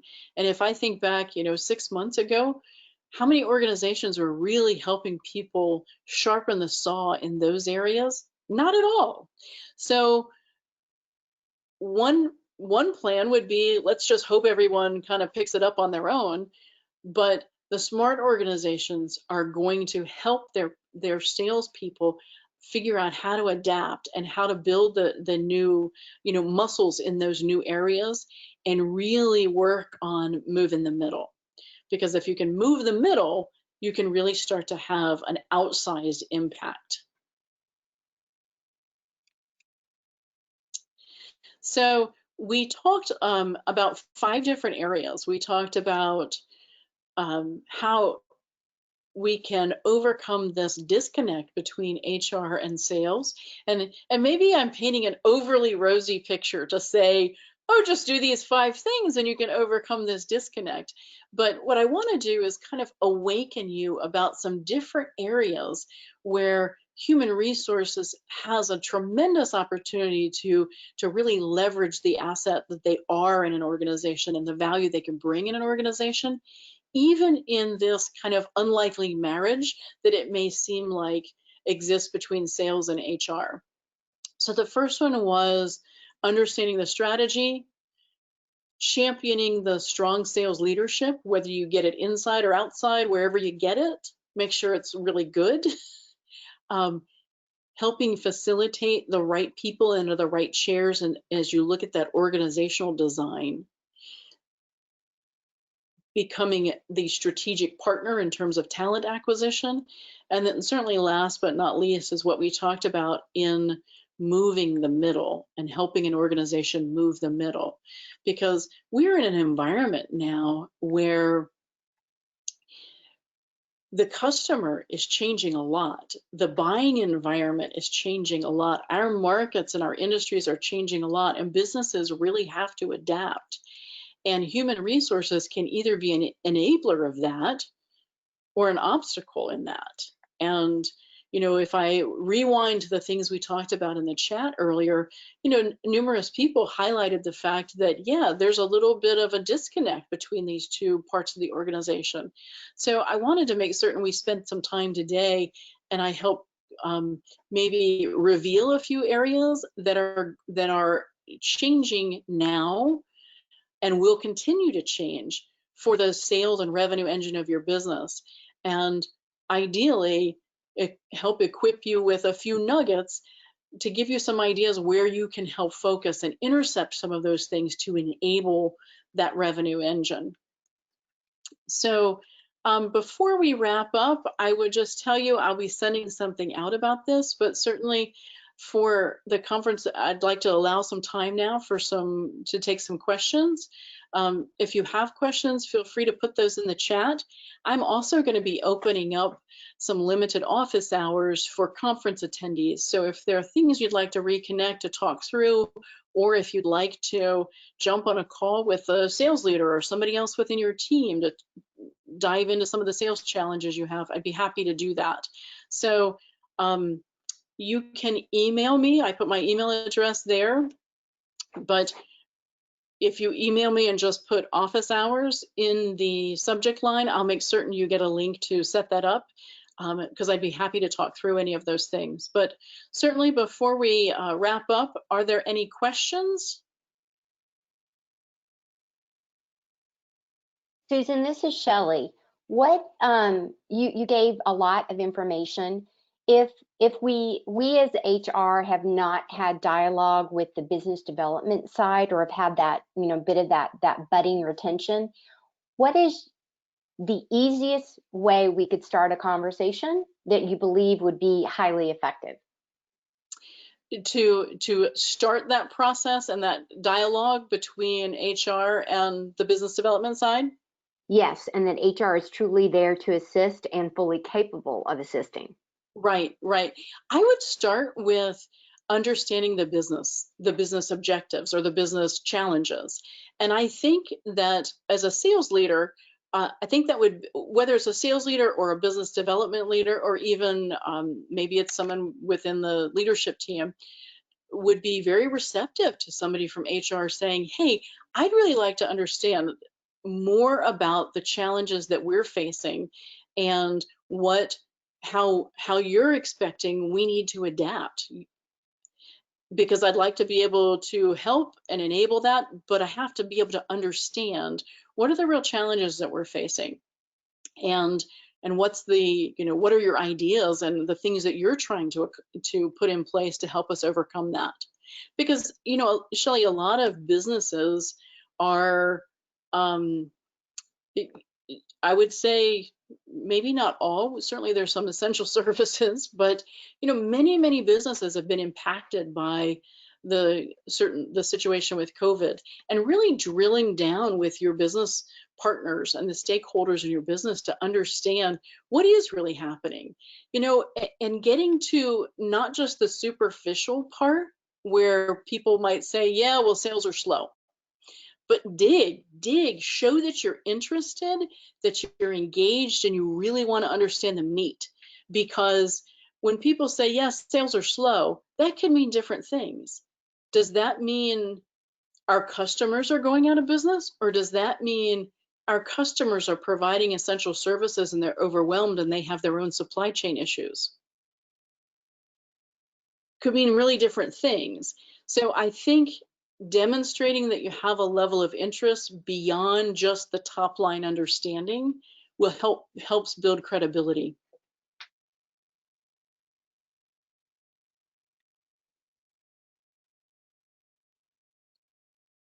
I just want to add a comment here, Susan, on things that you've touched on in terms of expectations too from the C-suite, right? Like C-suite has certain expectations and needs from us.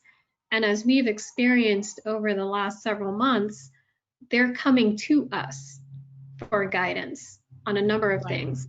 So we have a really great opportunity to, you know, not just help them navigate through what we're dealing with, but to take that as our opportunity to say, okay, I want to have more education in this area, so that later on down the road, I have a better understanding of, you know, where the business is going, what those challenges are going to be, how those challenges are going to impact our organization.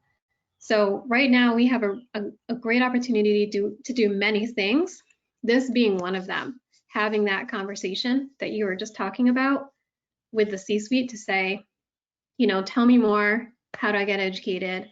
Help me get educated, help me understand what I can do as we go through this, like navigating this new period of time, and then what we could expect later on down the road, so that we can become a strategic partner when it's time for us to be a strategic partner in hiring, retaining, Right. internal candidates, training. Like what are those needs going to be down the road? So taking advantage of what we've got available to us right now in terms of an opportunity. Angela, I applaud your comments, because you're right. I think HR has a tremendous opportunity right now. HR is on stage in a lot of organizations for a lot of different reasons now. And it's a great opportunity to continue to build your own credibility and your own relationships with stakeholders, that to shift, to reinforce the strategic value in the relationship across the business functions. And now is a great time to do that by asking those kinds of questions. I saw that Nikita asked a question also about other resources, and I'm a big advocate of building meaningful relationships with the stakeholders in your business. You know, a shout out to Curtis, if you guys, for those of you who were in the previous discussion with Curtis, and he talked about a new pricing program he was going to put in place, and he went to the IT director and talked to him about the implications for his part of the business. Building that kind of a relationship where there's an appreciation for what the objectives and priorities are for a different function, and how your business in HR is interrelated to their priorities, is really, really powerful. And it's one of the things that I love about what I do, because I sat in the C-suite for a lot of years. And so I have seen the interdependence of all of the different functions in a business, the way sales has to work with product development, with operations, with human resources, and how to actually mine the best in those relationships. And that is, if I could give you one recommendation, that is one thing I would strongly reinforce. And particularly now, while people are working remotely, make certain that you are reaching out to the stakeholders in your business and really intentionally building those links, because every part of your business is likely changing, and digging deep to understand how those priorities are changing will just help solidify those relationships. All right, I'm sorry, I was on mute. All right, so Susan, you mentioned stakeholders, and you may have heard me mention this in our 10 o'clock networking, is thinking about employees as stakeholders too. Mm-hmm. So I like that you bring that up, because stakeholders, we're all impacting, we are impacting everyone in an organization in some way, shape, or form. So reaching out to those that we impact and getting that feedback to understand what we can do for them helps the business, helps the organization become successful. Absolutely. So I'm so glad that you brought that up in terms of stakeholders. I know it's a little different than what you were talking about, but I'm glad that you brought that up. So thank you, Susan, so much for your time, for joining us today. Thank you. Thank you for having me. That's my big applause that otherwise you would hear. Oh, thank you. I'm so glad that you could join us for our conference and provide us with this information on how we can enable revenue and growth in our organization. As you can see, well, Susan does have her email address up on there, so please network with her. Send her questions. Again, if you're like me, you'll have questions afterward, so she's available to answer that. So it's time for a break. It's 12:22. If I can see you all back here for 12:40, that is when we are going to do our SHRM recertification credit approved book bundle raffle. We've got 2 to give away. So I will see you all back here at 12:40.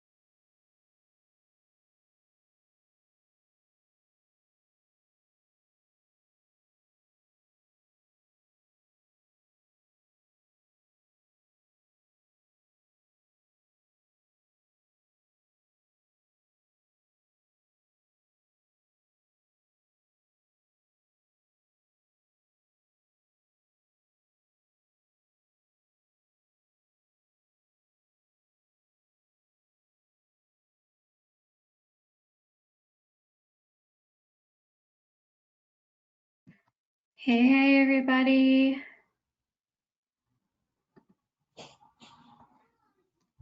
Welcome back, welcome back. Hey, Pixie. What's everyone having for lunch today? I'm rolling on donuts and coffee since this morning. Tuna salad. Ooh, someone had a salad? Mm-hmm. Chick-fil-A, Tuna stop. salad. Ooh, yes, chicken salad. Pete had a sandwich. I don't know what that means. A cannoli. Oh, cannoli. Yummy. Green beans and buckwheat. Ooh. I want to grow green beans in my garden. I haven't done that in years. Y'all, I don't know about you, but I live off Dunkin' Donuts lately. Kombucha. Ooh, hey. Tuna salad and kombucha. All right, obviously I need to get something a little bit more than a donut after seeing what everyone else is eating. All right, so again, I want to remind everyone, and you probably saw in the email that today, we have 3 legal pre-cons with Tom Lucas of Jackson Lewis, and yesterday at 9:30 was the first one, and that was going over some of the changes that we've seen in Virginia. The second one is today at 2:30. So we end the conference today at 1:30, a little thereafter, and we're coming back at 2:30 for that legal update. And this one is going to be about returning to work. Right? What are we looking at from a legal perspective as we bring people back into the office? Not return to work, but back into the office. Big difference between returning to work and returning to the office. So I don't want to mix that up. And so I just want to remind you all of that. That's going to be at 2:30 today. But for right now, yeah, sorry, 1 post-con, not a pre-con. 2 pre-cons, 1 post-con. So what I want to do right now is grab my props, which if you see my desk right now, it's looking a little ridiculous. But we are going to have our raffle for 2 raffles. Yes, applause for SHRM, for a book bundle of SHRM approved books for recertification credits. If you haven't done this before with the books, basically it's a book that's been approved by SHRM, right? HR and Purpose being one of them. And you read the book, you take a quiz, you get the credits, and you populate it into your profile for SHRM. So the books that we have, we have a number of titles that we picked out of the SHRM store to ensure that they are SHRM approved, and we're going to be raffling those off. So each winner is going to get 5 to 6 books. That's a lot. Yeah, 5 to 6 books. So we can, so we'll get that going. Hey, Jamie. Thanks for showing up and supporting us. You know, like, okay, I have to give a shout out because I didn't do this at all on Monday, and I'm so sorry. But we've had a number of state council members and chapter presidents joining us since Monday. And I want to thank you all for coming and supporting your sister chapter this week. So thank you so much. Did you just say that everyone gets books? So this is going to be a book raffle. So we're doing 2 book raffles right now. And that's what the books are going to be, is those 2 winners will get 5 to 6 books in their package. So I'm going to go ahead. Yeah, that's awesome. Isn't that cool? So I'm going to go ahead and announce those 2 winners. Our first winner today is Susan Kraft. And if you're there, Susan, hooray! Just take my clapping and times it by that many people online with us today. And our second winner is Jennifer Bailey. Hooray, congratulations. So Julia, yes, it's awesome. So some of the books are going to include what the props that I've had at home. which are going to be Emotional Intelligence 2.0. And the titles are backwards, so I'm sorry. Strengths Finders. All right. Whoops. What motivates me? HR Rising. So this is the new one by Steve Brown. And if you read HR on Purpose, then you will probably enjoy HR Rising. I just got HR Rising in the mail, but I'm very much looking forward to reading that.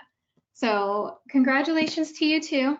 We're gonna reach out to you and get all of your information, first, last name, shipping address, birthday, firstborn child, all that good stuff, so that we can get these books ordered and shipped to you. All right, so you started HR Rising. It's really good so far. I would imagine so. I would imagine so. We are also doing another book raffle tomorrow, Thursday morning. If you were at our conference last year, or maybe you've heard her speak elsewhere on other recent webinars or somewhere else, Mary Abaji is going to be coming back to talk with us about managing up in a virtual world. So last year she was our keynote about managing up, and she has this book out. If you can see that. All right. She has these books, and we're going to raffle these books after her presentation tomorrow. So we'll have 5 more books that we are going to raffle at the close of Mary's presentation. So like Sahara said earlier today, we like to do raffles. We think it's fun to give stuff away. So I really hope that so far you've been enjoying this. On Monday, we had the PenSHRM membership that Pete Peterson won. Yesterday, we had the PenSHRM e-learning system that Nicole Clark had won.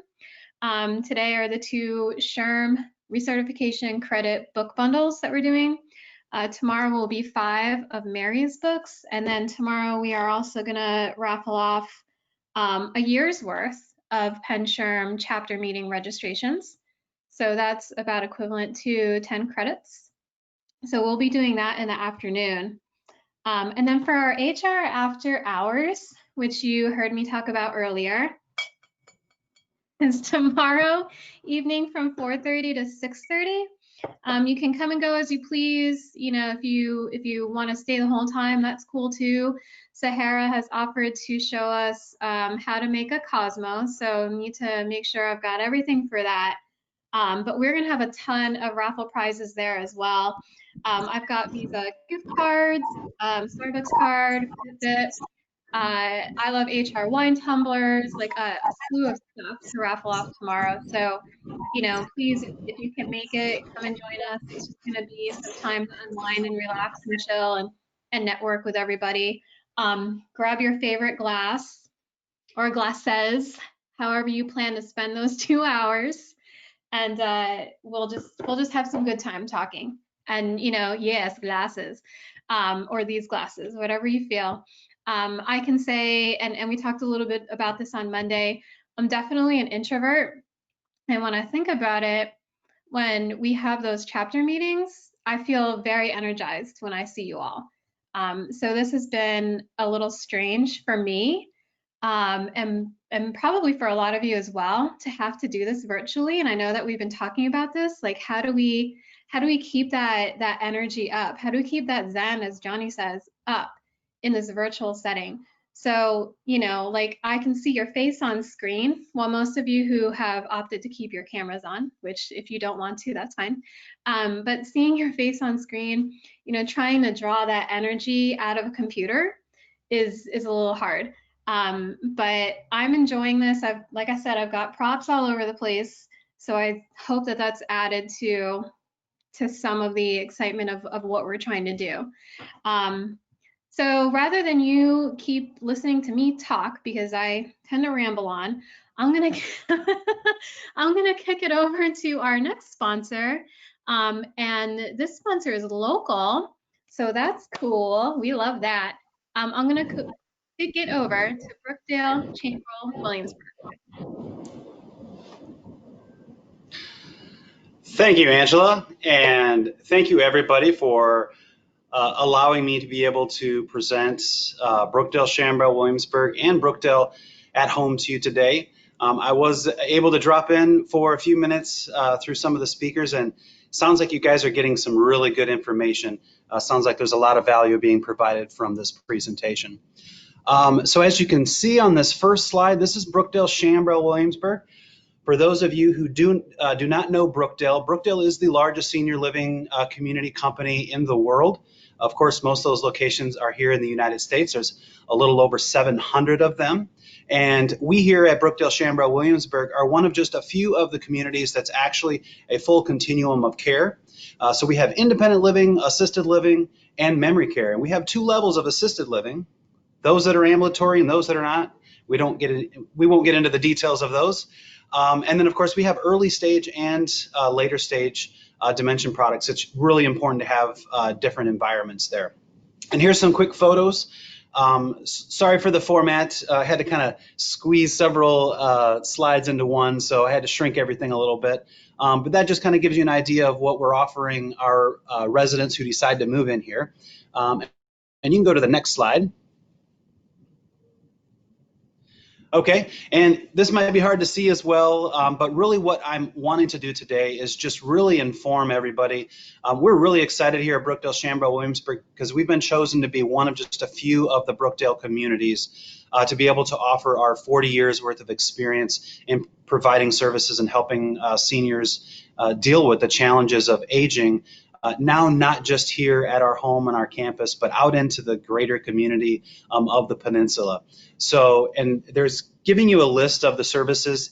It's a personal service, it's private duty, it's private pay, and it's really just having a personal assistant that can really provide the need of whatever that particular individual would have.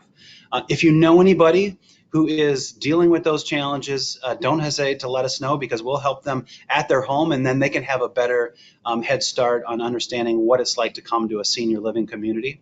And before my time is up, I want to go ahead and also let you folks know that we have a great employer program here at Brookdale Shambro Williamsburg, and you can provide your employees and all of their families family members, including even family-in-law, a significant discount here at Brookdale Shambro Williamsburg. And there's a lot of other additional services that will provide you as an HR leader, one being a direct link to a Brookdale website. For example, we have one that's brookdale.com/Toyota, and it really makes it easy for them to be able to get the information on what they're eligible for.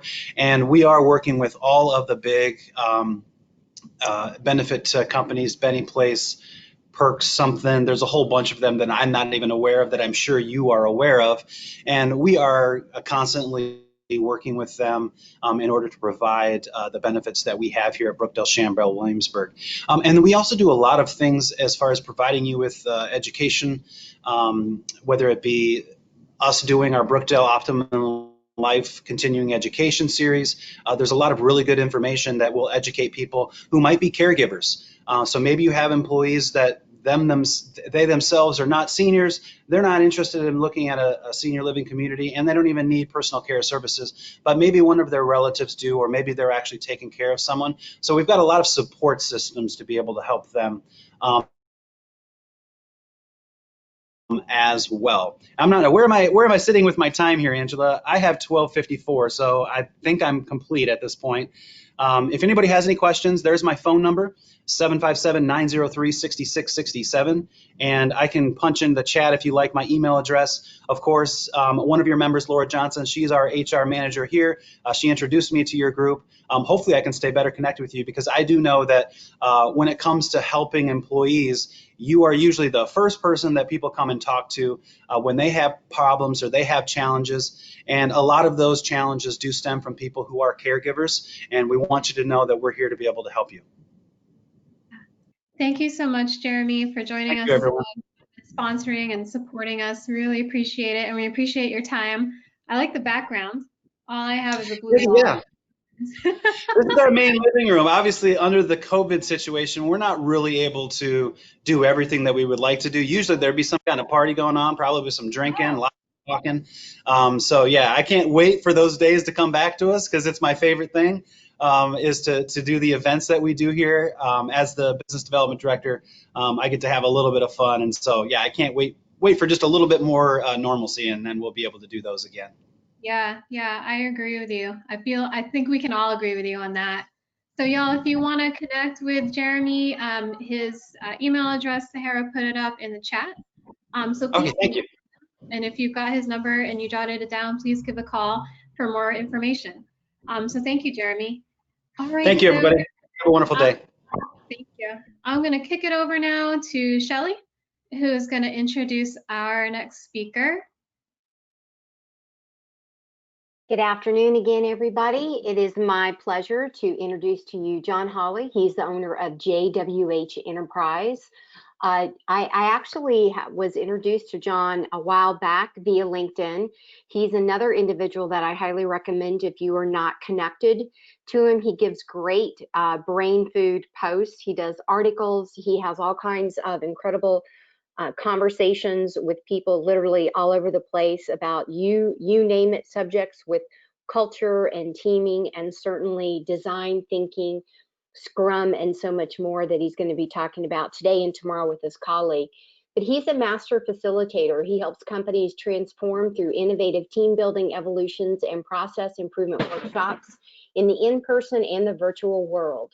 His energy is unlike any that I've ever seen, and he keeps the conversations relevant, simple, and process driven. He was active duty in the military. He recently transitioned. He actually is the person who developed the Navy's premier design thinking course itself, which is now spread across multiple levels of leadership throughout the Department of Defense. His expertise stems from a variety of courses, including Lego Serious Play, Disney, Luma, just to name a few.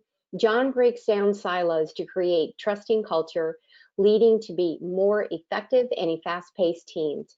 John's received his undergraduate degree at Virginia Tech, go Hokies, while following up his education as a Navy nuclear power school. So he's a brainiac as well, and Stanford's Graduate School of Business through the Ignite program. It's my pleasure to introduce to you John Hawley.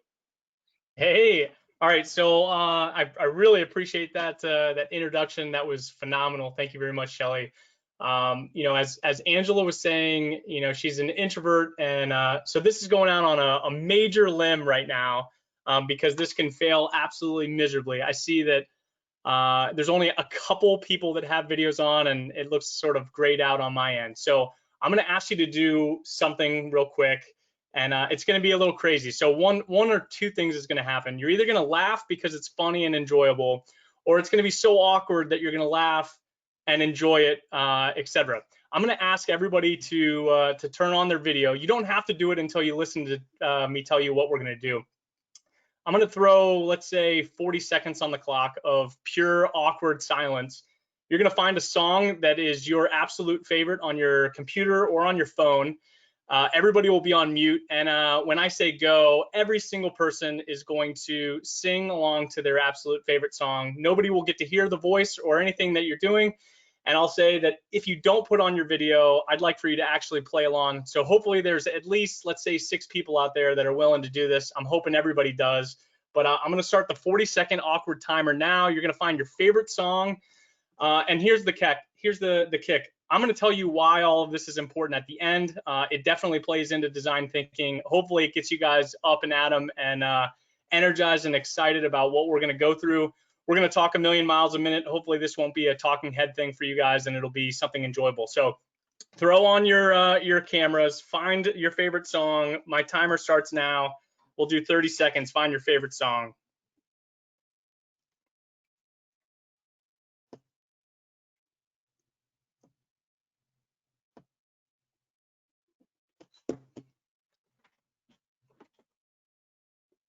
And while the timer is timing, I'm going to tell you an analogy that I will probably end up saying again tomorrow. But people are very much like penguins. Once there's a few of you and a couple more of you guys jump in, there'll be even more, which will make it even more fun for everybody. So if you're out there right now and you're like, what the heck is this guy talking about? Why would I want to do this? please put your video on. It will be hilarious, I promise. And 3, 2, 1. All right, I'm going to go on mute. I'm going to sing along to my favorite song. I'd like you guys to sing along to your favorite song. I will interrupt the broadcast with my own incredible singing. Ready, begin.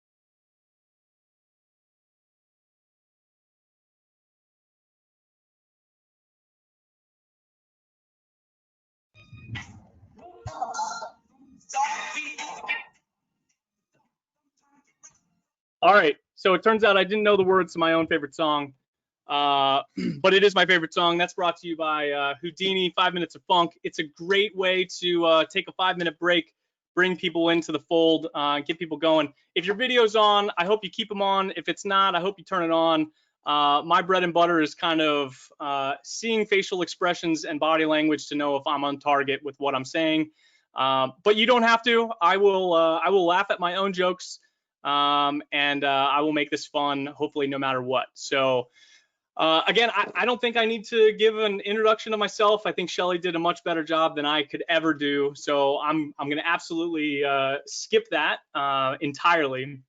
But I will add, there's a thing that she said at the end of that, which was, you know, Lego, Luma, Disney, like all these different tools. And I'm an analogy guy, so I'll throw out another analogy for you.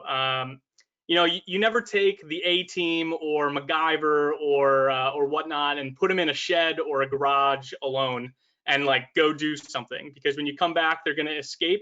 And the reason they're going to escape is because they're going to leverage the tools at their disposal. And it's not just one tool that they use. They have a way of seeing what's around them and discovering how to get the most out of their surroundings and the people that they're with. So I don't think design thinking is the tool. I think it's a tool. I don't think it's the golden ticket. I think it's a ticket. And so hopefully, instead of trying to tell you the thousands of things that I can tell you about design thinking, I'm going to tell you what I think you should take away. And so if you're ever talking to somebody and somebody says design thinking, you'll at least have some kind of idea what they're talking about. Again, you know, this could potentially take a whole day of me to go through this, and I'm going to do it with you guys in about 15 minutes. So the main major components of what this tool is and whatnot. So I'm going to go through, you know, the major components, like I said, why I think it's valuable, and how I think it can provide a competitive advantage to your business, and I think more importantly to the individual. So Shelly and I have talked about this before. I've done this on several podcasts. I personally believe if you can use a tool for your life, your family, etc., and it benefits you, then you're more likely to take that quote unquote storytelling and bring it into your business. And I think that's what this is. So take this from a personal perspective. I think it will translate into professional one as well. So the gist of design thinking encompasses 5 or 6 different things. It's empathize, right? Find out who wants what solved, what is the problem, what's the root cause, that type of stuff, defining what your problem is, ideating through it, prototyping something at the end, testing it to see if the hypothesis works, and then at the end, kind of like, you know, shuffling it all back and starting from scratch, kind of like the OODA loop or orient, decide, act, observe, orient, decide, act type of thing.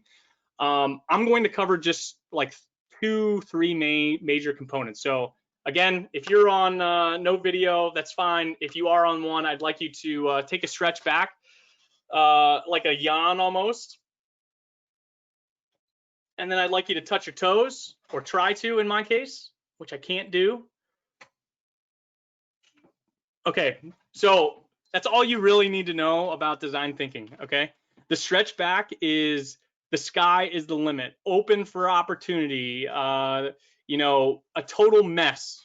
Divergent thinking is quantity over quality. So you're not worried about like, how is this efficient? How is this going to be used? You're not worried about any of that stuff. You're literally just throwing spaghetti at the wall.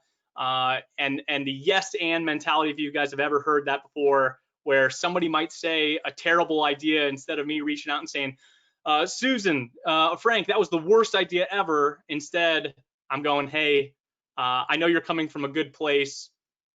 So I'm going to give an idea that might suit your fancy a little bit better, right? Something like that. So that's the stretch back, the divergent thinking. I'll loop that in again here in a minute.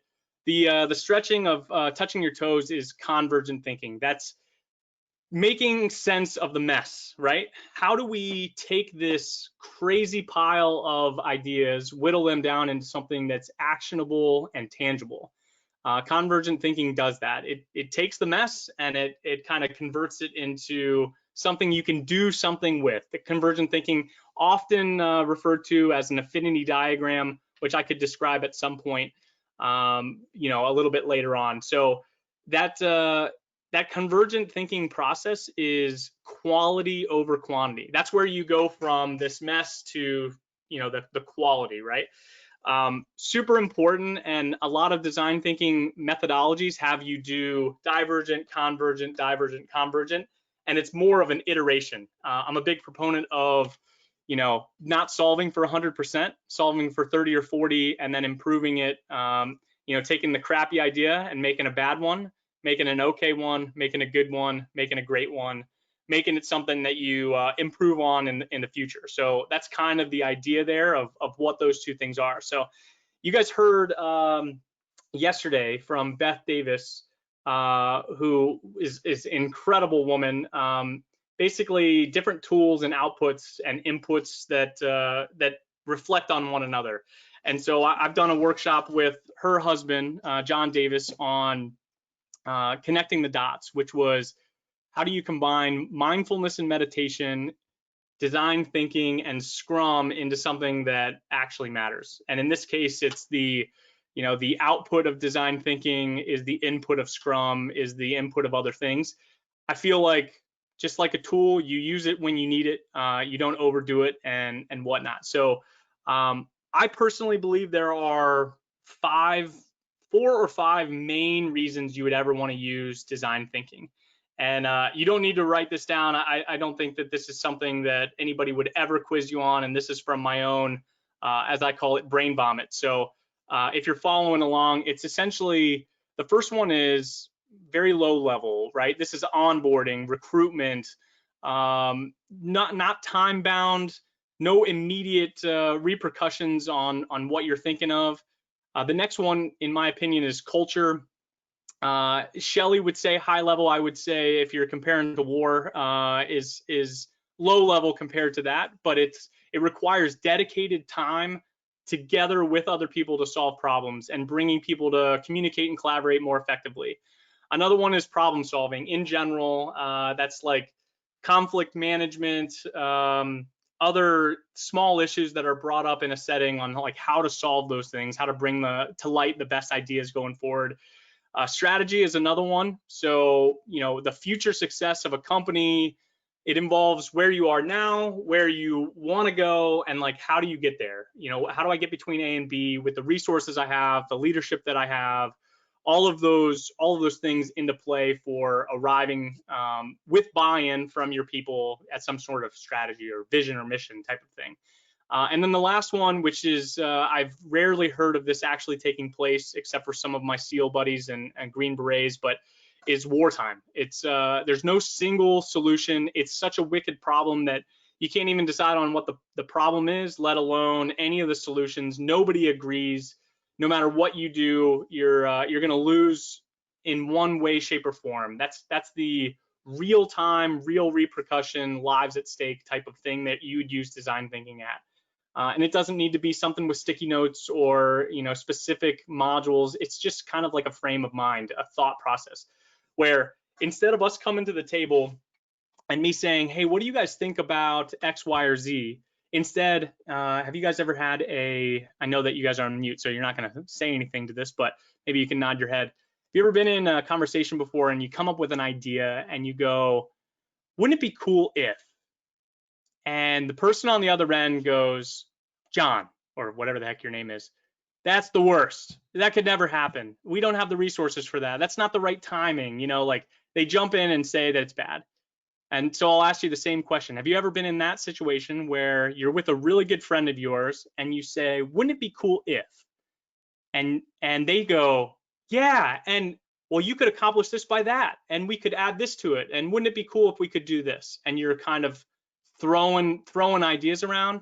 To me, that's what an element of design thinking is. It's knowing and realizing that the end state is taking the bad ideas and turning them into something that's actionable and tangible. So, all right, so I'm gonna give like a 6-second pause because I've been talking forever, and I want to give you guys a chance to breathe without my words clouding this. But if you do have a question or want to type it in, there's no way, because I'm ADD, that I can follow the chat right now and whatnot. So if Shelly, if you want to jump in and ask me anything that you want, that's fine. If not, I have enough stuff to fill the rest of the day. So I want to make this meaningful and impactful for you guys.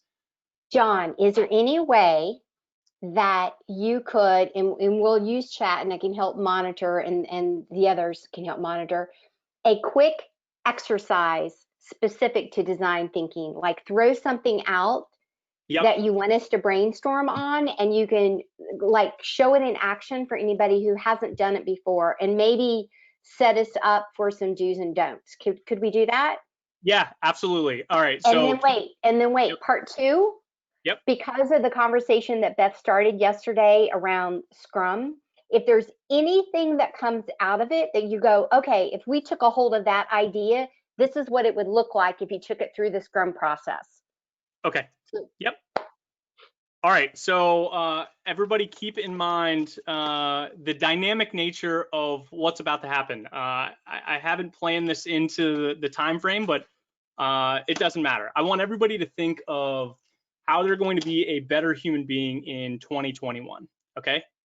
So instead of just thinking about it, grab a piece of paper, grab a sticky note. Sticky notes are my weapon of choice over here because you can see how many ideas you genuinely have. I'm going to give you guys, let's say, 3 minutes, and we'll have a contest to see how many people can get the most ideas out of how to be a better human being in 2021. But before you start, let me throw out, Shelly said some do's and don'ts.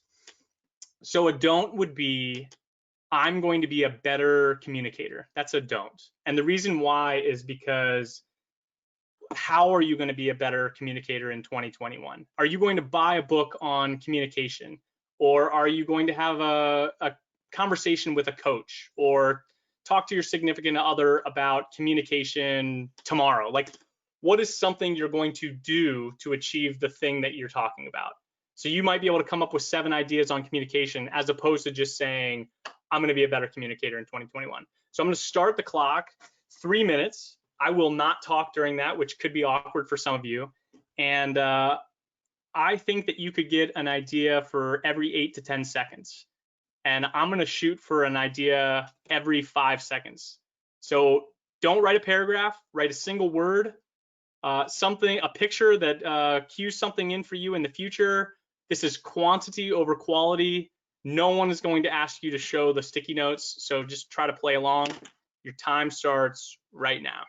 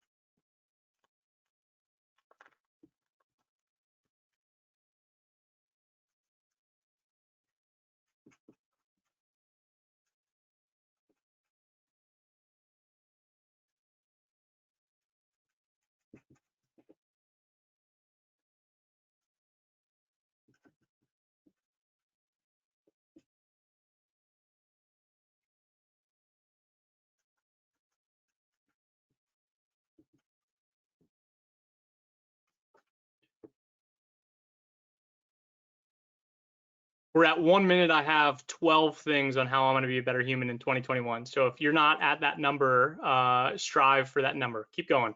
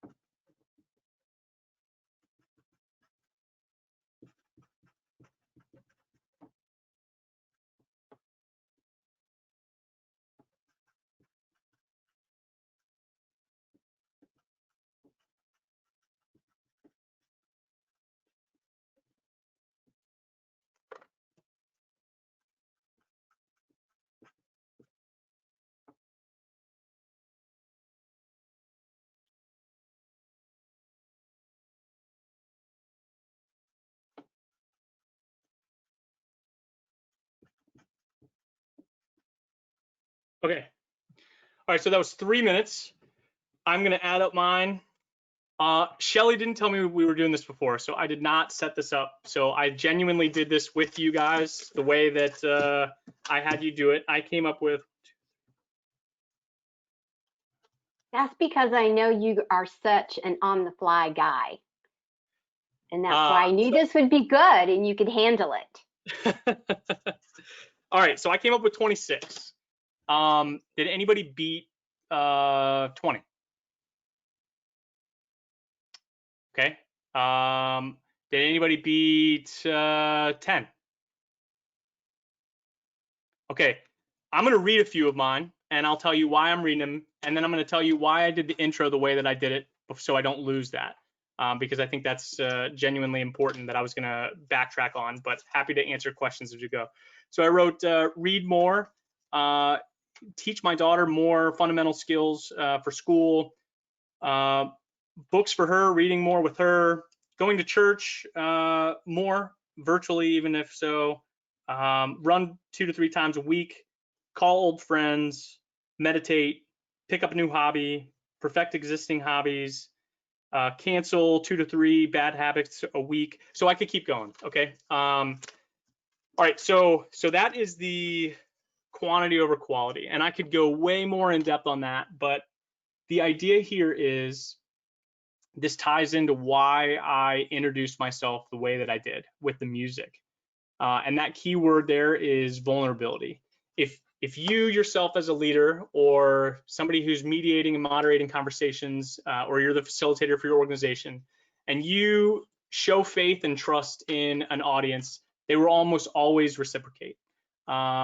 And if you mean well, you're from a good place, and what you're attempting to achieve, some kind of outcome, has a good impact, and you articulate that well enough, people will join on board significantly easier. So I almost always start off by letting everybody know I'm going to be vulnerable. There's a reason I read some of these things on my list, because some of them are very personal to me. I didn't go in depth on some of them, but they have a story behind them. But I wanted you to know that I'm a human being just like you, and people are people. We act and react the same ways. And so if you can shape the way that they think about you on an emotional level prior to an event, instead of shaking their head with your terrible idea or terrible thought pattern, they're looking at you as John, the guy who opened up his heart to me for X, Y, or Z.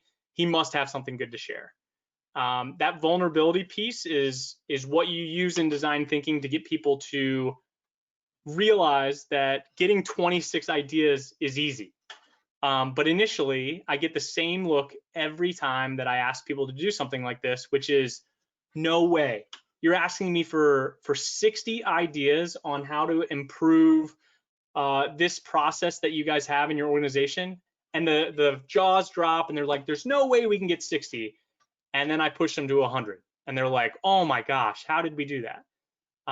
That vulnerability piece and setting the stage is crucial. I usually spend about 30 minutes doing something that has nothing to do with the offsite so that people are primed and ready to move on into the offsite. So there's a quote from Einstein apparently that says, if the world was going to end in an hour, I'd spend the first 55 minutes discovering what the problem was and the last 5 minutes solving it. To me, that 30 minutes of vulnerability or that 30 minutes of scene setting and getting people primed and ready, that is the understanding what your environment looks like. What are we expected to do? What is the impact we're driving to? So that when I say you have 3 minutes to do X, Y, and Z, you solve it and you get it done really, really quick. So going off of what Shelly said, I'm gonna switch my camera to another one, if I can do that on the fly here. Switching to, you guys should see another camera of mine, yes? Shelly, do you see my desk or my arm? Sorry, I was on mute. Yes, we do. Okay, you do. Okay, sweet. So here we go. Hopefully it's in view. It might come in and out until I throw some things in here. So let's say I come up with a million ideas, right? And each idea is encompassed by a single sticky. I could probably talk for an hour why I think stickies are valuable. You might have sticky fatigue, so I'm not going to bore you with that, especially with the time I have remaining with you guys. But enough to articulate what convergent thinking is. So you have this mess, right? You have a bunch of ideas. You create some kind of clean space over here, and you grab an idea and you put it over in this clean space. And then you grab another idea and you read it to yourself. You read this idea and that one, and you say, are these related in some way, shape, or form? And if the answer is yes, you put it next to it. If the answer is no, this isn't related to that, you put it over here. You don't have to write a paragraph of why it's connected or why it's not. You literally just separate these things into commonalities, likes and dislikes from certain things. So are you following me on that at least? A nod? Okay, cool. So at the end, you have these, let's say we have 5 categories, okay? 1, 2, 3, 4, and 5. Now you're gonna name what that category is. What's the thing that puts these ideas together? And hopefully instead of 2, there are like 15 or 20 ideas that lump these things together for a commonality. You're gonna name them. So let's say 1, 2, 3, 4, and 5 are named for some sort of category, okay? Now, I'm going to name 1, 2, 3, 4, and 5 as far as a category goes on their own independent sticky notes. I promise this will make sense here in just a minute. Okay, so you have, and I'm gonna hopefully make this 1, 2, 3, 4, 5. So if you're looking at the personal perspective and you do this with the ideas you just came up with the 3 minutes I gave you, this would be something like mental health, spiritual health, physical health. This would be, you know, name the category, friends and family, whatever, right? You name these categories based on how those things were similar, those ideas, right?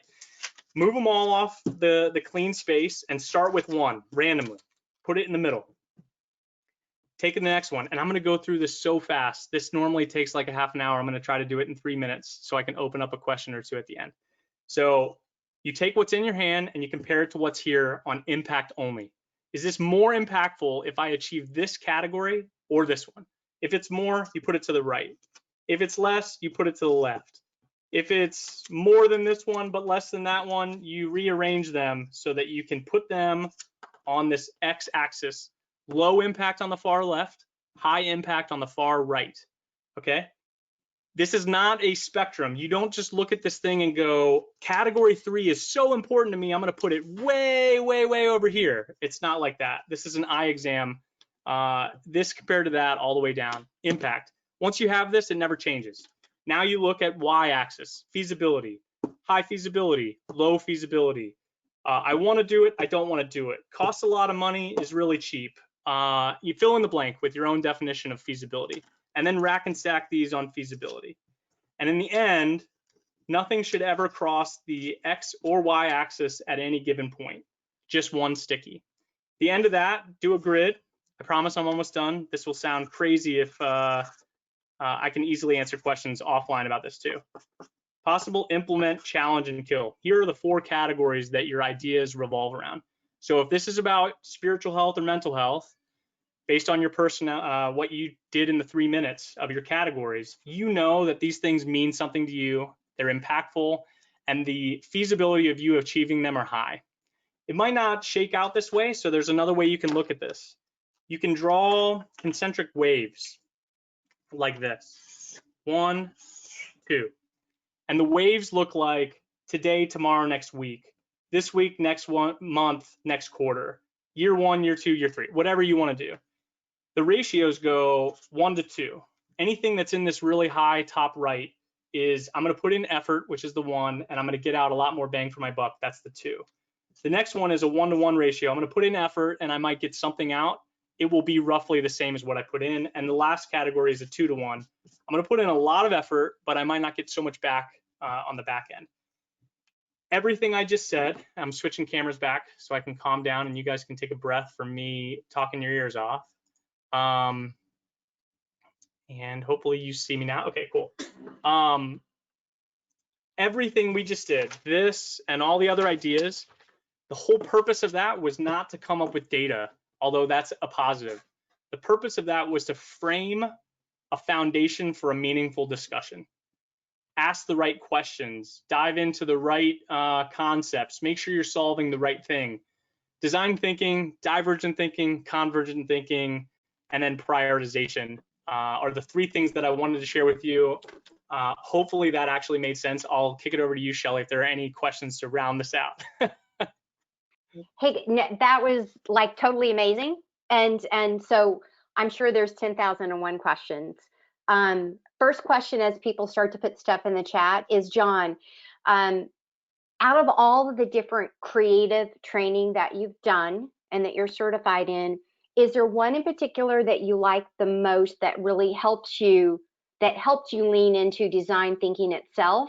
But you were already doing this before you got a lot of those certifications. Like, bottom line is, direct us. Let's act like none of us here have ever heard of design thinking or any elements. Sure. What book, what certification, what fill in the blank sticky note process, like give us the best easy start place.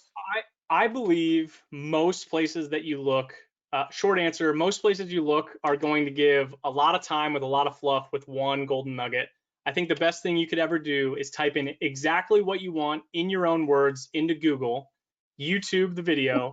Somebody has created a video that tells you exactly how to do what you're looking at. And instead of learning all the tools, why don't you learn the one that matters most to you in the moment and then kind of string those ideas together. That's how I started. That's why I know what I know right now. I YouTubed everything. It's like deep frying a turkey for the first time. Find out what not to do, find out what to do, don't burn down the house, design thinking, you know? No, I love that. You do have some specific stuff.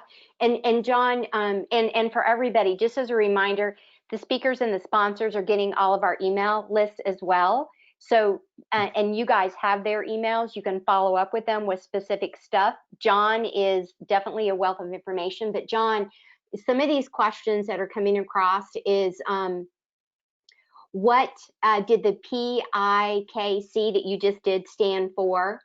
Is yep. And somebody just actually wrote that in. Big question is there a cheat sheet directive, to your point, on Google or a resource that they can go on your website to be able to get each of those quadrants and kind of what that means? Sure. So I will put together something that I'll share with you guys that will go much more in depth and share the much more of the who, what, where, when, why, how behind it. It will be selfishly me, links of myself, most likely. But I might throw a couple other things in there that you guys can look through. Well, the exercise that you just did was amazing, and we're having this recorded. So even people going back to be able to go, oh, I don't know if everybody else, but I like freeze it. And I'm like, oh. So, all right, I have to say this then. Was not planning on doing that. I would be willing to do a much more in-depth thing on what I just did. I think I did that in probably like 6 minutes, that last piece, 5 or 6 minutes. That deserves a lot more attention than 5 or 6 minutes. It's literally my favorite tool. I've used it for 4-star admirals and generals and Cisco and Toyota and a couple other places. It works. So I'm happy to bring that along. I'm speaking tomorrow with Johnny Say. Our session, if this was even remotely weird to you, tomorrow's going to be real weird in a good way. He's hilarious. I'll throw my information in here. We'll do some more stuff tomorrow. Him and I will jointly put out something by the end of this week for you guys to have. And then we're going to do a session for the public, a paid session that we'll make sure anybody that's attending this gets, I mean, I haven't decided yet, but probably something like 50% off for attending that session, which will be a few hours where we go in depth on some of these tools. We tackle an issue that you're having in your life. I know I'm already over on my time and I've been talking a lot, and I appreciate you guys inviting me. So it's really nice to be here. No, totally awesome.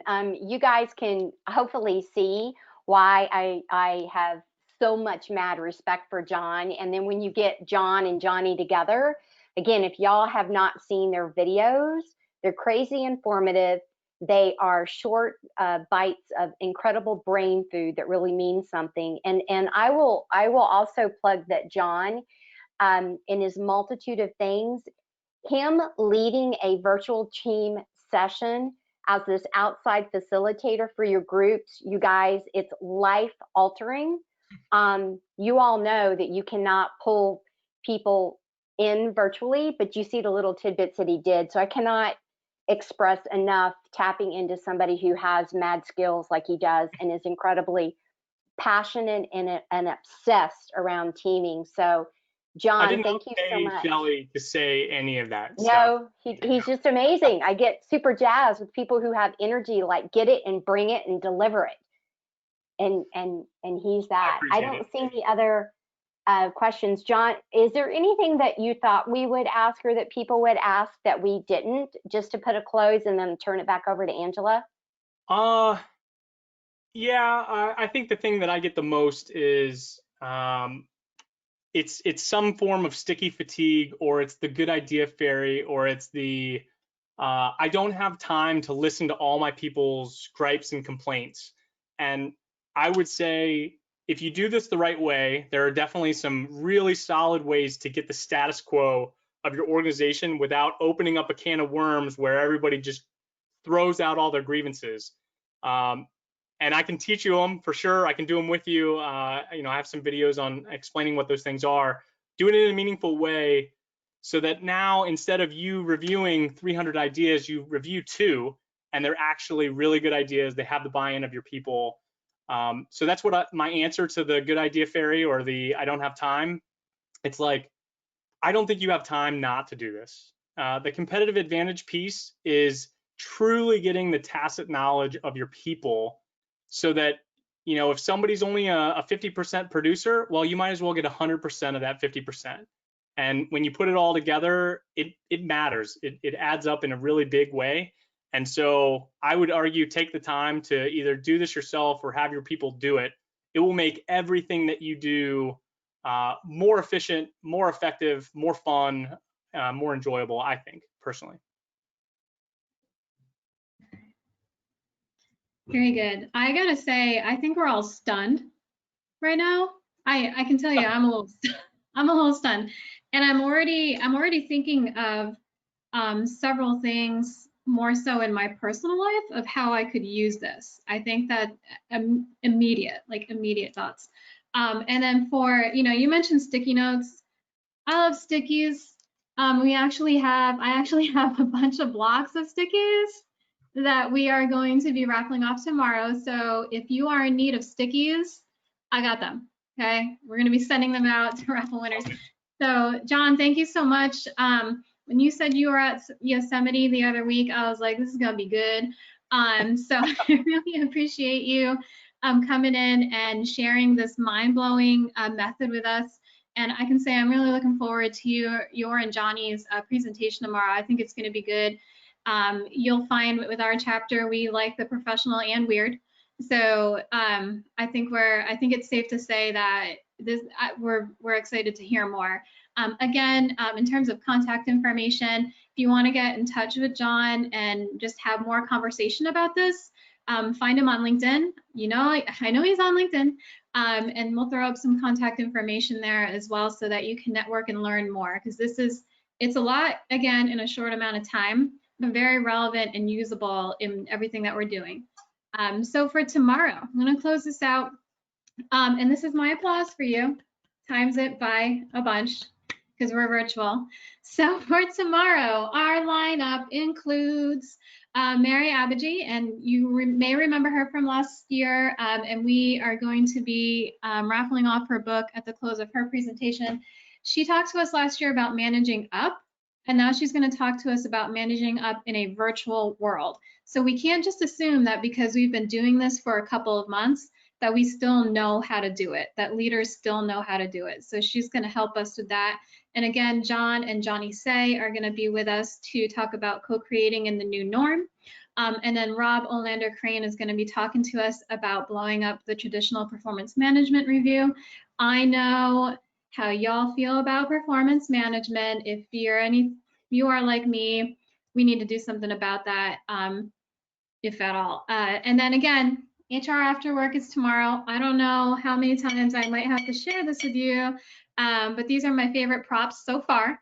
So please remember that we've got HR After Hours tomorrow, 4:30 to 6:30. I invite the sponsors and speakers to show up too, network with us a little bit as well, pop in and out, see what we're all about. Sahara's going to give us a Cosmo class. So if it fits in the glass, it works. All right, y'all, it's 1:37. Thank you all for joining. I don't have the chat open, but I do see some activity in there. I will keep this open for a couple more minutes if you want to try to connect. Okay. Krista Van Warren. She wants to, okay, this is good. This is great. There is a job fair in Newport News at the Marriott this Thursday.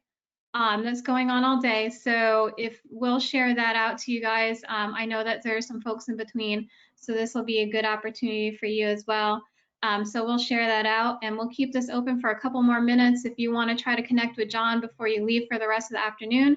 Otherwise, enjoy the rest of your day, and we will see you tomorrow for day 4, 10 o'clock. Oh yes, I'm sorry, 2:30. 2:30. We'll see you at 2:30 for Jackson Lewis legal update post-con, and then we'll see you tomorrow morning for day 4. All right, y'all. We'll see ya.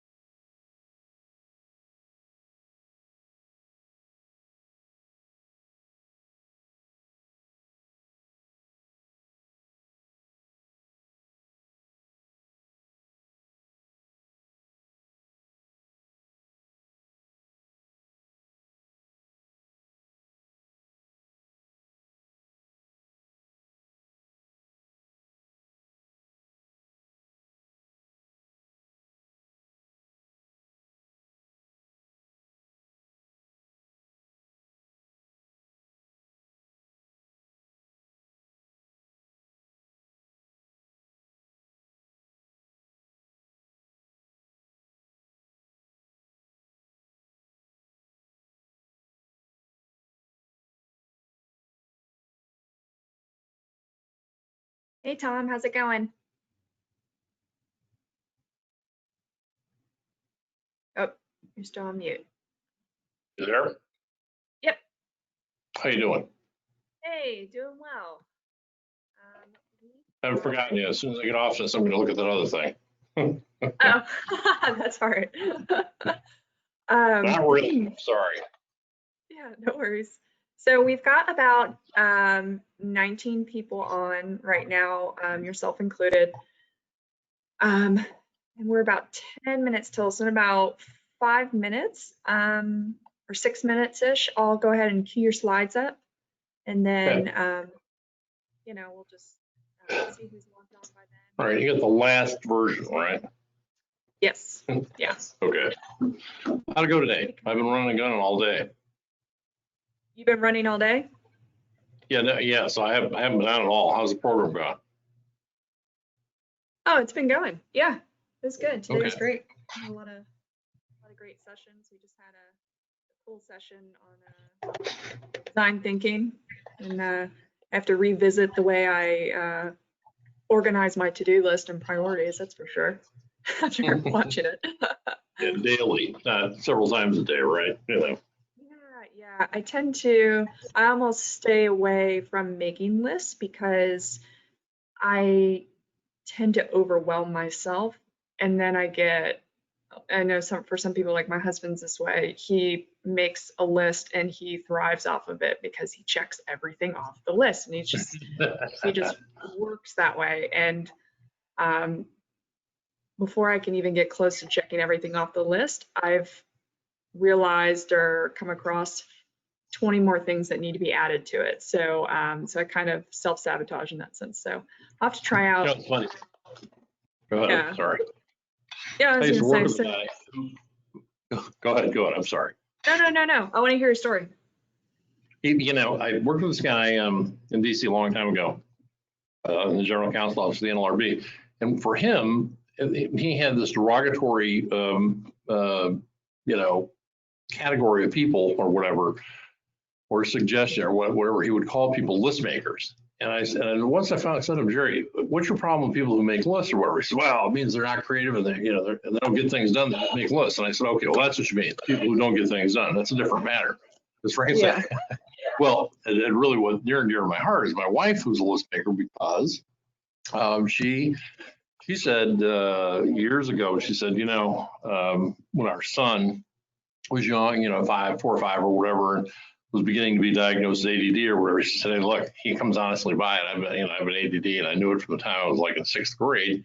And so I realized that I had to make a list of everything I needed done. And she still does that to this day. She keeps like a spiral notebook on the counter at home. She keeps one in her wallet or purse. She keeps one on her desk at work. You know, it's like, you know, she makes lists and checks stuff off. So she's always way ahead of me in terms of organization, you know. So I kind of admire it. You know, it's really, you know, funny. Yeah, that's the dynamic in my house as well. I'm always the mess in that sense. That's right. We're on the creative side, right? Sure. I'm hearing an echo, so I'm gonna mute myself and see if well, now it's gone away.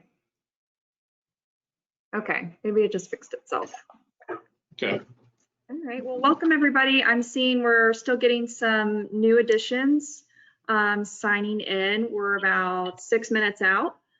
So in a few minutes, I'm gonna pull Tom's slides up and then let Tom kick it off.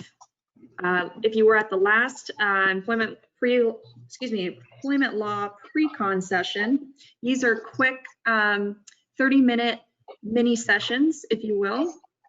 The format of it is very similar to the conference today. As Tom's presenting, if you have any questions that arise, feel free to put them in the chat, and then we'll make sure that you know, they get in front of Tom and he can answer any questions that come up during his presentation. And then we'll also allot for time afterwards for a Q&A. Also, any comments or anything, you know, feel free to engage in the chat as well. Everyone's been fantastic about doing that. I feel like the chat is the facial expression of the attendees, you know, but in a virtual setting. So by all means, don't be shy. And just to gauge who's on or who's getting settled right now, what's everyone think of the conference so far? Let me see it in the chat. What are our thoughts so far? Is it going well? Are you enjoying it at least? Getting some takeaways from it? Give time to type.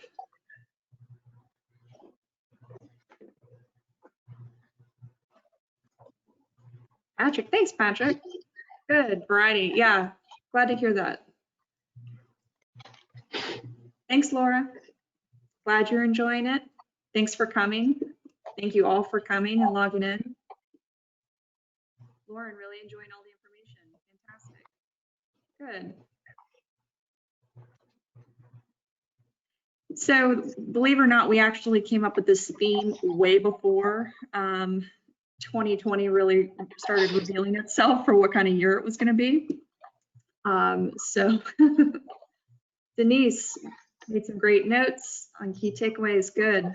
Fantastic. And yeah, I know we've been mentioning it throughout the conference, but we are going to be sending out slides, handouts, and then some sessions are being recorded.